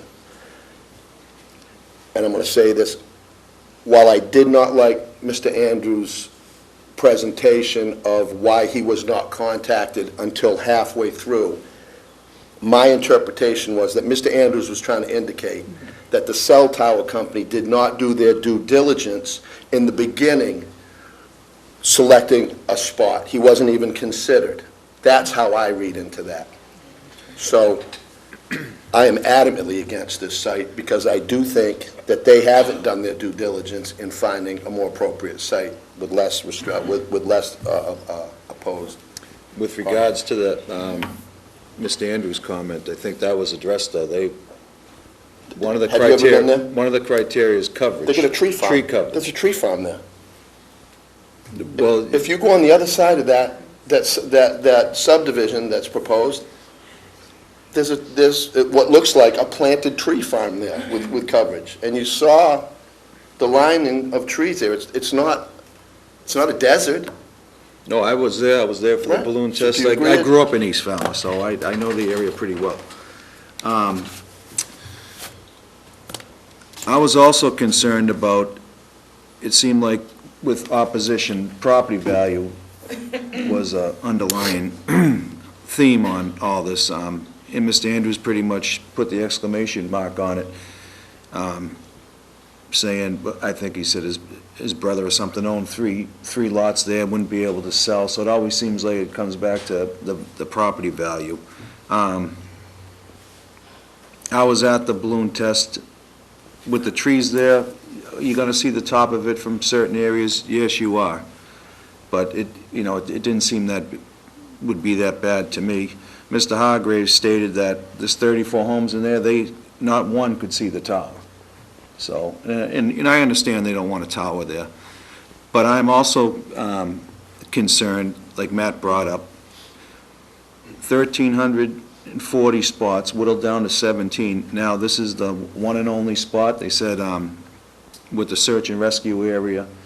I know from in the file, and Sari did a lot of work on this herself, to find out actually where this overlay is. This only popped up, I don't know, a few months ago, it seems, but now all these spots got whittled down because of this. And then they're mentioning bogs, everybody knows you can't build on there. So, there has to be a spot. But on the flip side, they did use 3 criteria, you know, the computer, the drive-through, the drop call data. They're in the business. I gotta take them at their word whether, you know, there's a need for that, so. What about the people that live in the neighborhood that not one of them said they had interrupted cell call? Who knows better than the people that have cell phone coverage right there underneath where that tower is going to be proposed? But you know, there are a lot of other houses in this, the white zone. When you look at it, there are lots of them. I mean, it's all the way over around Spectacle Pond. It's all over the place. Where are they in support of this? Or not in support of it. Either way. I mean, you know, that's what You I don't have look at. one person outside the company that's in support of this, that's coming here Yeah. crying for added cell service in that area, in that drop zone. Not one. The drop zone goes all over the place as far as I can see. It goes all the way down to Brick Hill, and it's all the way, as I say, it's around Spectacle. I think It's pretty big, but are you saying are you saying that if we gave the industrial tower the opportunity to prioritize those 17 sites that you? I don't know, because I don't have that information. Question. Well, but you're saying you're against it because Well, a question, they're gonna lose because they are saying it's the only one. I didn't say I was against it. I said if I was leaning a particular direction, I would be against it. That was one of the elements. But let me ask Sari a question if I can. Yeah. The search and rescue corridor, which is fairly new in the zoning bylaw, 2009-ish or something like that. I'd have to look and see. And that was established by the Coast Guard, wanting to have a clear corridor from the base to the water to be able to. There's a couple different search and rescue areas. Yes. That's right. If the Coast Guard were to say, I don't have a problem with a particular site, could this board give a variance on an application, depending if it met the criteria for a variance? But can you vary an overlay, basically? I don't believe that would be within our jurisdiction. I could certainly ask. Because that, then it comes back to Patty's question. It was pretty adamant that, you know, there are homes and different things in that area, but there are not high towers, and I don't know if any existed in that overlay district prior to the designation of it being search and rescue, but I would have to look into that. If the board wants me to, I will need some time to do that. I'm just trying to figure out where you're coming from. Don't know yet. All right, the other thing was birds. People are concerned about the birds. Well, I think a bird policy can be It's- put in it- place, that's though. It right. just is missing. I did send them a copy of a bird policy that we have on file for another tower. And I think the Just other thing recently. is, they didn't say that their policy, they said it was work on the tower. And I didn't see them say they were going to destroy the nest. That would be the issue with me, is it destroying the nest. They're probably going to work on the tower without destroying the nest. Well, in all fairness, it Yeah. has happened. Yes. We have had issues where they have worked, and not in particular industrial, so I don't, in all due respect, it's nothing to do with you, but it's a concern of why we want a policy. So there Right. are. That was not presented. Somebody has to be responsible for the actions that have Yeah, they're happened, usually, and there's a process that they go through when a nest is disturbed or yeah, kicked off a tower, it's whatever. Instar. Instar is the one, No, I'm talking about a cell tower. cell tower, okay. All right, so, birds, property values, single site, that issue, what other, Kim, do you have some? I will, now that you've gotten it rolling. Good. I actually am leaning in favor of this. Initially, I think that we have to look at this as we would look at any special permits. Put the Telecommunications Act to the side. This is the project. It's this one site. This is what the applicant is coming in to propose, and are they entitled to a special permit under the bylaw? I think the one issue that they have is obviously the impact of neighborhood visual character. But I went out to the site when I went, the balloon happened to be down, I guess, so I didn't see it, but obviously the imagery is very helpful. I mean, can you see it? It's a cell tower. You can see the cell tower.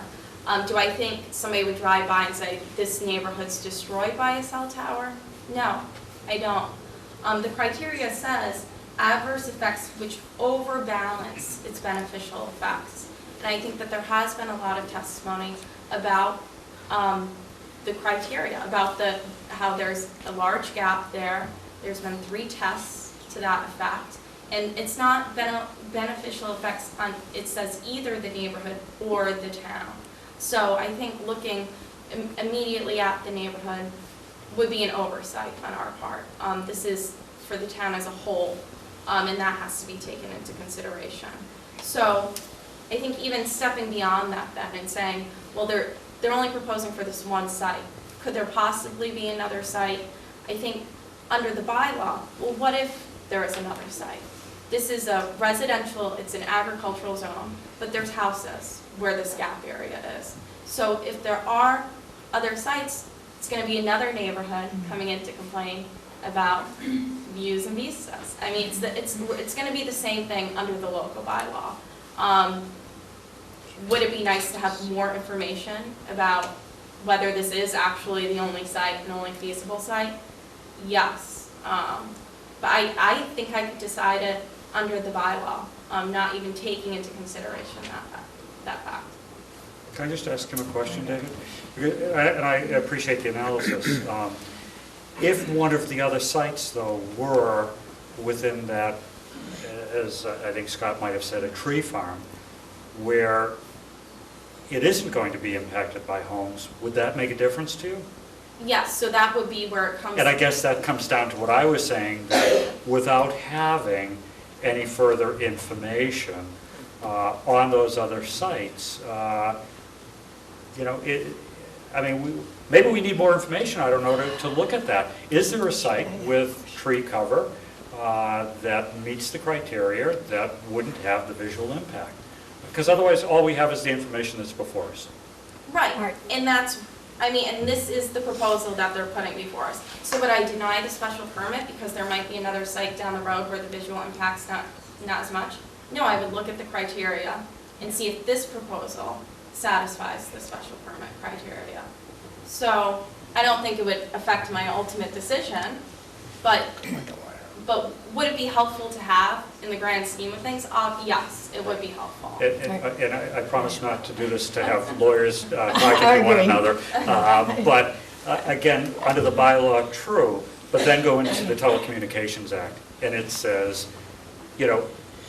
basically look at what is, even though it may not be the perfect location for the carrier, is there another location that may be better for you under your bylaw, still allow them to get coverage, and that's the piece that is missing when you're only handed one location.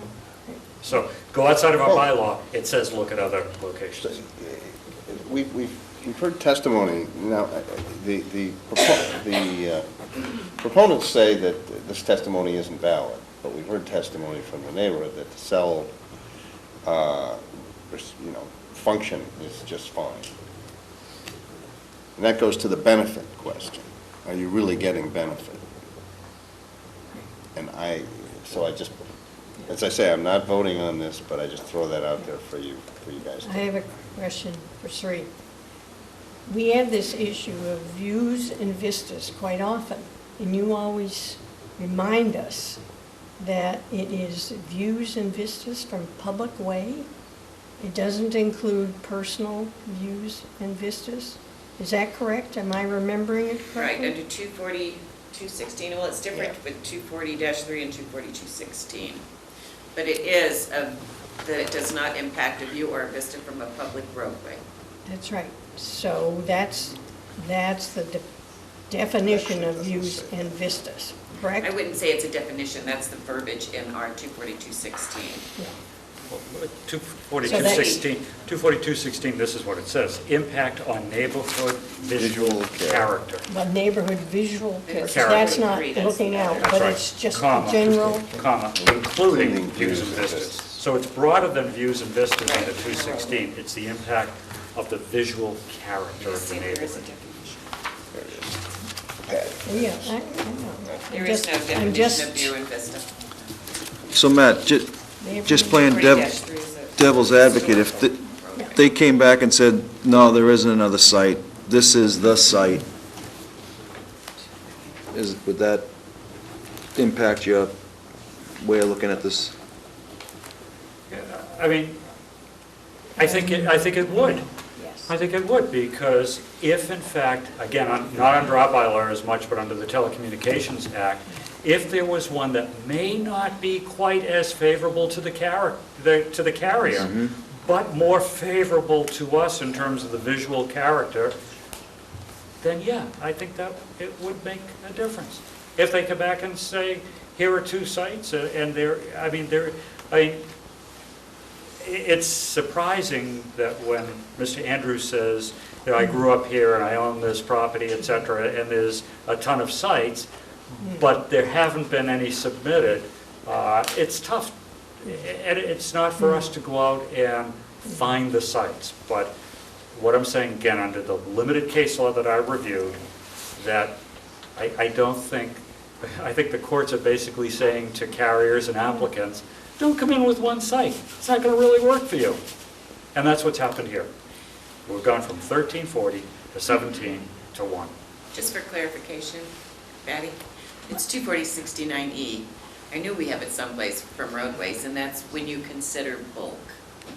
Consider what? It's 240-69E, lot coverage and bulk, is from views and vistas from a public roadway. Not 242-16, excuse me. 2.26 is one channel. Too many codes in my head. Mr. Chairman? It's not relevant to this case. Go ahead, Mark. Okay. Even though I'm not a voting member, but to shed some light on the search and rescue path, because given my experience, that was developed for ingress and egress, visual operations by the pilot, low level, in a path that has the least amount of obstacles. So the reason why I wanted to say that is, in the letter of determination, there is a note, testimony was given, that the Coast Guard wanted it to be known that they're operating their training area and their search and rescue routes, this particular one, is in close proximity to the tower. An obstacle that typically when they use that, it's very poor weather, they're navigating visually on the ground. So safety would be a concern, you know, just a consideration, though they're outside the parameters of the actual route. All right, thank you. Their determination was that they were not, in fact, in the search and rescue area. Right, but they noted in the determination letter that they had a As they always concern. do, sure, that's a standard. Go ahead, Matt, then I'm going to let Jeffrey try We to... support it, but, you know, also was raised, and quite frankly, it doesn't matter who raises these issues as long as we all put them into the mix about property values and health. It's been purely anecdotal about the property values.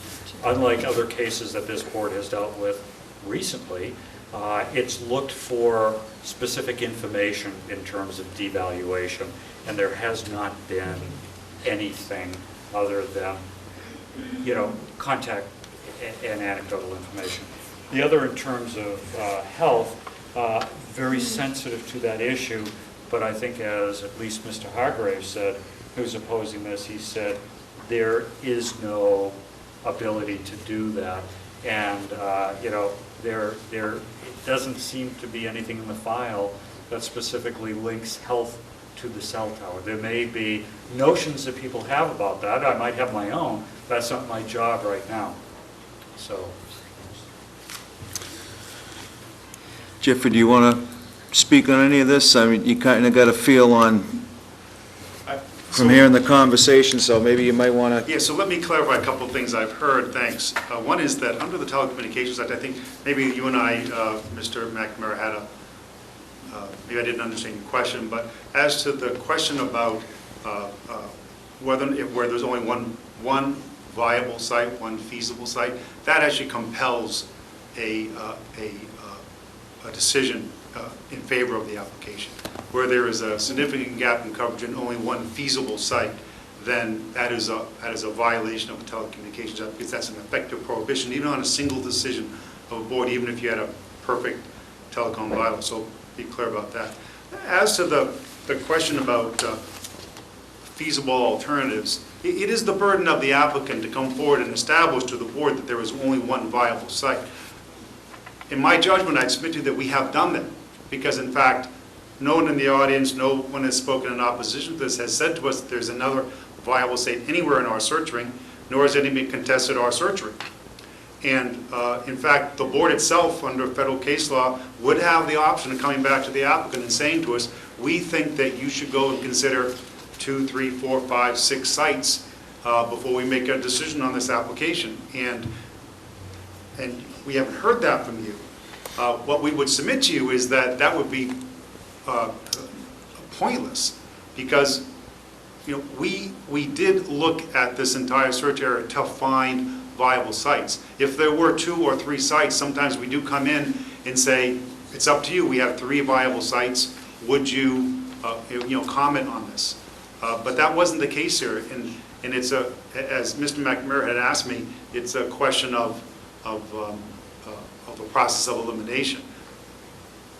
We gave you the total number of sites that were in existence in our search ring, but most of those sites are knocked out off the bat because they're small lots, they're residential areas, or they're in open spaces and things like that. So, we have searched high and low. We had no particular vested interest in this specific site. It's just that this site met all the criteria that we've talked about before, including the fact that it was available and that it had good tree cover, that it was set back far off the road, that there were no homes that were in close proximity to the site, that it was near agriculture areas and farms in open space, but was itself wooded. Because remember, not only do we have to comply with the Falmouth Zoning Bylaw, we also have to comply with the Cape Cod Commission, and they have very stringent regulations about this. And this forced us to avoid a lot of these open spaces. So Mr. Andrews showed us the land that his family had owned for a considerable period of time, and they may be great sites from an RF coverage perspective, but they're not permittable under the Cape Cod Commission Act.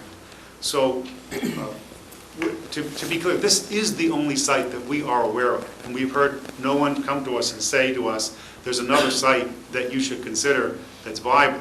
The only person that has said that, I think, is Mr. Andrews, but he was saying it in reverse. He was really criticizing us for not coming to him, where it would have been pointless for us to go to him, or other people similarly situated, because those sites are simply not permittable, nor do they really comply with your bylaw. I mean, the whole challenge here, but the whole challenge is how do you permit a telecommunications tower under a local general bylaw from the town? And if you want to call out the fact that it's visible, we don't meet the criteria for impacts on neighborhood character, that's a valid criticism, because it's really hard to do. And because they're cell towers, and as Ms. Beelan said, we can't hide them. But we can move them as far back from the road as we can. We can find the best site that we can find, and we believe that we did that. If there's another site, we're happy to consider it. I would say that, but we're not aware of what that site would be or where it would be within our search ring. You feel you've done all what you can do? We've done that, and I apologize for not having put it in my memorandum. There was a very large filing made with the Cape Cod Commission, which did analyze all those 1,300 sites in really small print. It's in the filing somewhere if you looked at it. It's very painful to read, and it was a comprehensive analysis, and that's what we were trying to tell you, was that we made a really good faith, diligent effort to look at it. It's just that most of them don't work from the beginning. But we felt duty bound at least to indicate, and I think we do, in each single reference to a property indicates a reason why it was rejected. So there's a considerable analysis in there. I didn't attach it here, it's rather long, but it is in the filing that was submitted to you via the Cape Cod Commission. So yes, we have. And as I say, if you folks think that there are other places we should consider, we would look. But we're not aware what they are. Okay, thank you. I just have, I forget what RF stands for. Radio frequency. Okay. Yeah, that's the strength of coverage, and that's what means that there's a gap in this area. Jeffrey, I think a couple questions. When we talk about feasibility, who determines feasibility in this? You guys? Well, yeah, feasibility is a standard, and so there can be technical feasibility, there can be practical feasibility. Financial feasibility? Well, financial feasibility is important. If you said to us, the only place that you can put a cell tower is over here next to this, $800 million, gambling casino, and we couldn't afford to buy it, but that was the only place that we could, there was no other place for us to, go, then yes, we're not required to financially to bankrupt the company in order to locate a perfect site. But I have to say that that's not even been a consideration here. Well, how about the convoluted path we took down the road to never contacting the Andrews, initially doing due diligence on that 50-acre piece of property that obviously does have trees and coverage of trees? I'm not saying that in any respect other than the fact you didn't check everything in that circle. Just explain to me why that didn't happen. Well, are you referring to the area directly west? I'm talking about the fact that that's a 50-plus acre farm, and you said that it was a wasteland, for lack of another term. Well, there are trees there, because I've been there. We've all been there. Well, there are trees there. There are rows of trees that do provide some shielding from the farm's view of our tower, but that is mostly open space so far as I am aware. Have you ever been there? I just looked at Google Earth maps now. Oh, see. But what area are you referring to specifically? If you look up to the top part of that, if you go into there and past the fields that are in there, and that whole back area up to the right side is all wooded. If you drive in the fields and you look to the left, there's a strip of woodland in there. If you've been there, you'd know. Yes. Right. And it goes back to the feasibility aspect. When you said there was no other place, I want the explanation why that wasn't considered. And I'm not talking monetarily. I'm talking about you looked at 1,300 and something sites. You didn't even look at the one that was right next door to you. We did look at it. We evaluated and looked at it very closely. And although there are some trees on the lot, it mostly consists of wide open areas. And you wouldn't be able to camouflage the 100 by 100 compound area as well as the gun club site does. That's the answer. All right, and my last question is, did you ever ask them to walk the property when it came time to take pictures? No, at the last meeting, they gave permission to the board only to walk the property. Did you ever ask them for permission? No, we did not. Why is that? They obviously don't care much for us, so I didn't ask them the question. Don't you think it would have helped the board? I'm not worried about that. I'm worried about us making a determination to make a fair... I can only tell you, we took the pictures from public areas. We never walk on private property. So, but do you admit the two sets of pictures, the pictures that were taken from the Andrews property vastly differ from the pictures you guys took? Would you agree? I think one of the pictures was exactly the same, and the other pictures, we didn't take. So I can't speak to the validness of those pictures. I didn't put them together. Okay, thank you. Thank you, Mr. Chairman. Go ahead, I have Patty. another question. Did I hear it correctly that the Cape Cod Commission has a prohibition that would not allow a cell tower and an agricultural, active farm or whatever? Yeah, in open agricultural areas, they have to be screened and buffered from those agricultural areas. So, in other words, could you or could not have you? I do not believe that you could have got it permitted under the regulations from the Cape Cod Commission. And in fact, in the Cape Cod Commission decision itself, it actually calls out that specific criteria because they say that we met the criteria because we were in an area that was, heavily wooded. Okay. So, I'm sorry for that. Just wanted some clarification. Okay, go ahead, Matt. Jeff, one final question. You're saying that it's a waste of time to consider any other site? Yes. Okay. Right. I mean, if there were other sites that someone could specifically come forward and say to us, they exist and we are willing remember, feasibility involves technical feasibility, does it meet RF characteristics, propagation characteristics? Is it available for sale or lease? You know, does it, how closely does it approximate the criteria of the bylaw of a municipality, or in this case, the Cape Cod Commission as well? And, yes. I have one more question. Okay, then I think we could probably, Yeah. Did the Cape Cod Commission review the court cases that you submitted? Were they, because I didn't read all the Cape Cod Commission report. Was the Federal Communications Act discussed? It was not discussed in their decision. I can say that it was discussed by council at the hearing where they voted to approve the project.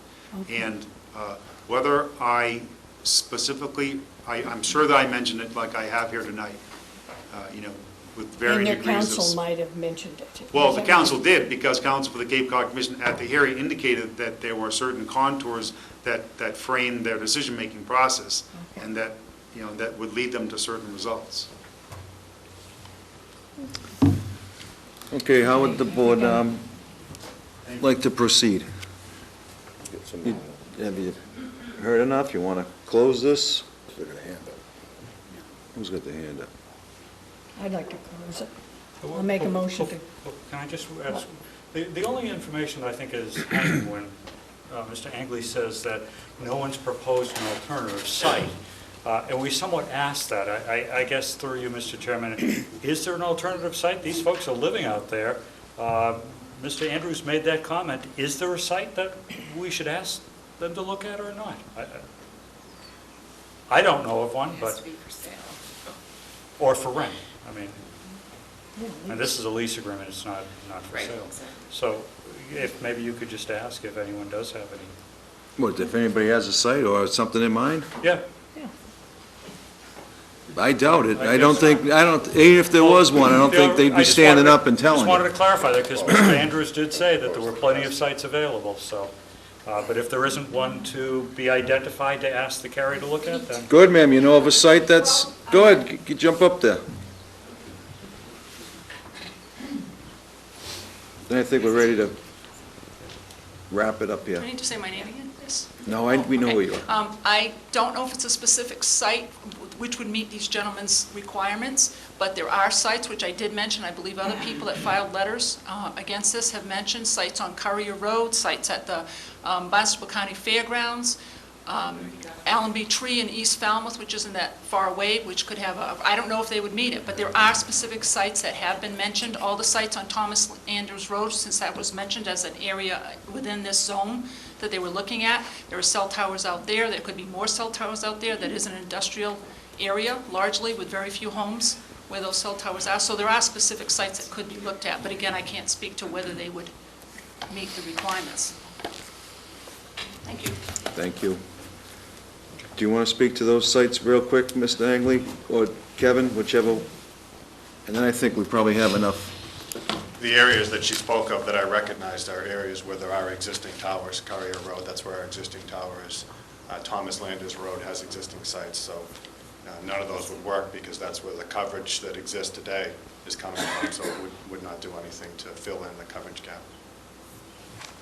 Okay, thank you. All right, how would you heard enough? yes. You think you need any more information? Do you want to close the hearing? What do you? Yeah, I'd like to close I recommend closing the hearing. I move. And that's seconded by Mr. McNamara? Sure.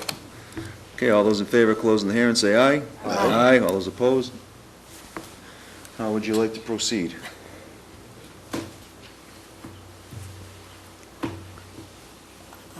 I think, I hate to want more time. Let's just You close just it. close it, so. Yeah, well, I know, It's closed, so. it's closed, but sometimes we close You can take it hearings under and, advisement. You take it under advisement?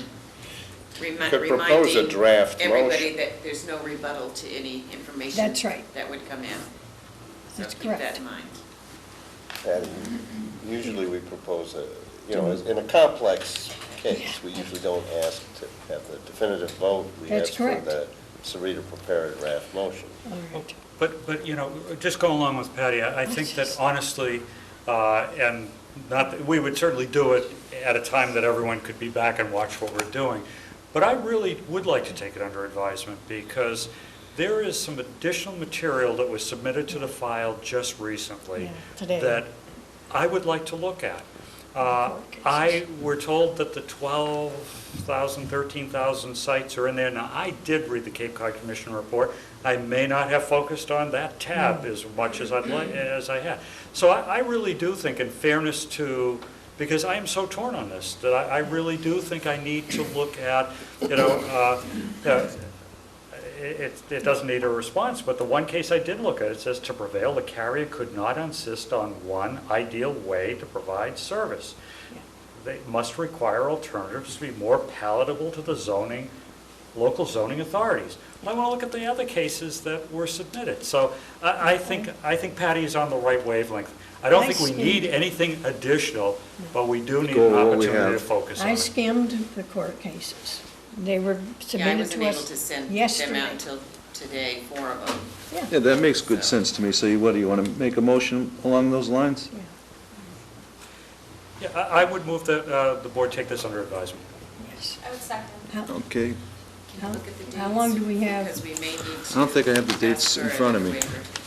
Pardon? They're right there on the, in Oh. on the file.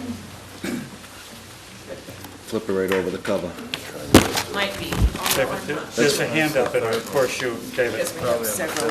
David, there's a hand up, and I know that the hearing's closed, but if there was a procedural question. 5114. Continued, wait a minute, no, extension. Nope, that's not it, so she doesn't have.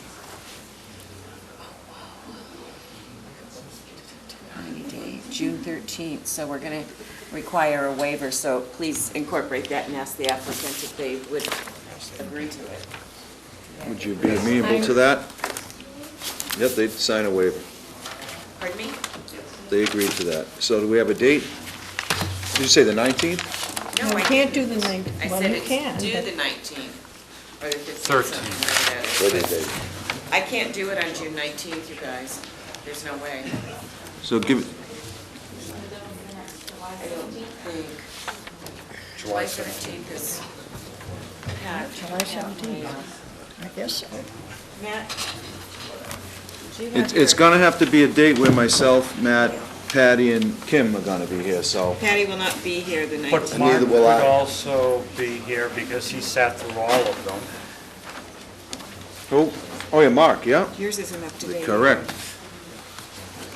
Does anybody have an up-to-date one? You mean There's it's, kind of a procedural question, which is, that I understand that one of your board members is leaving the board. Yes, but Mr. Cool has sat at all the hearings, so we're all set.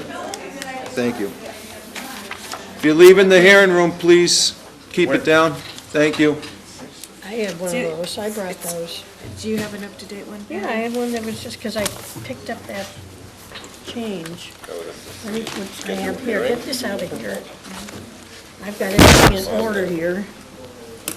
I believe it's going to be July 17th or the 24th.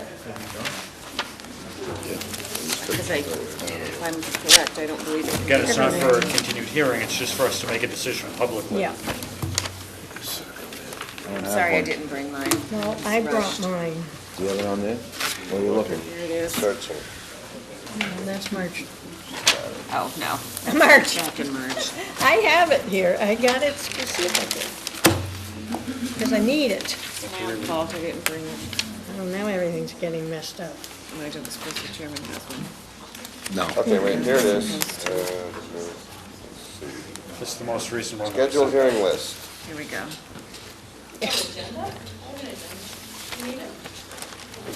There you go. May 15th. No, you're behind too. This is the last one that came out.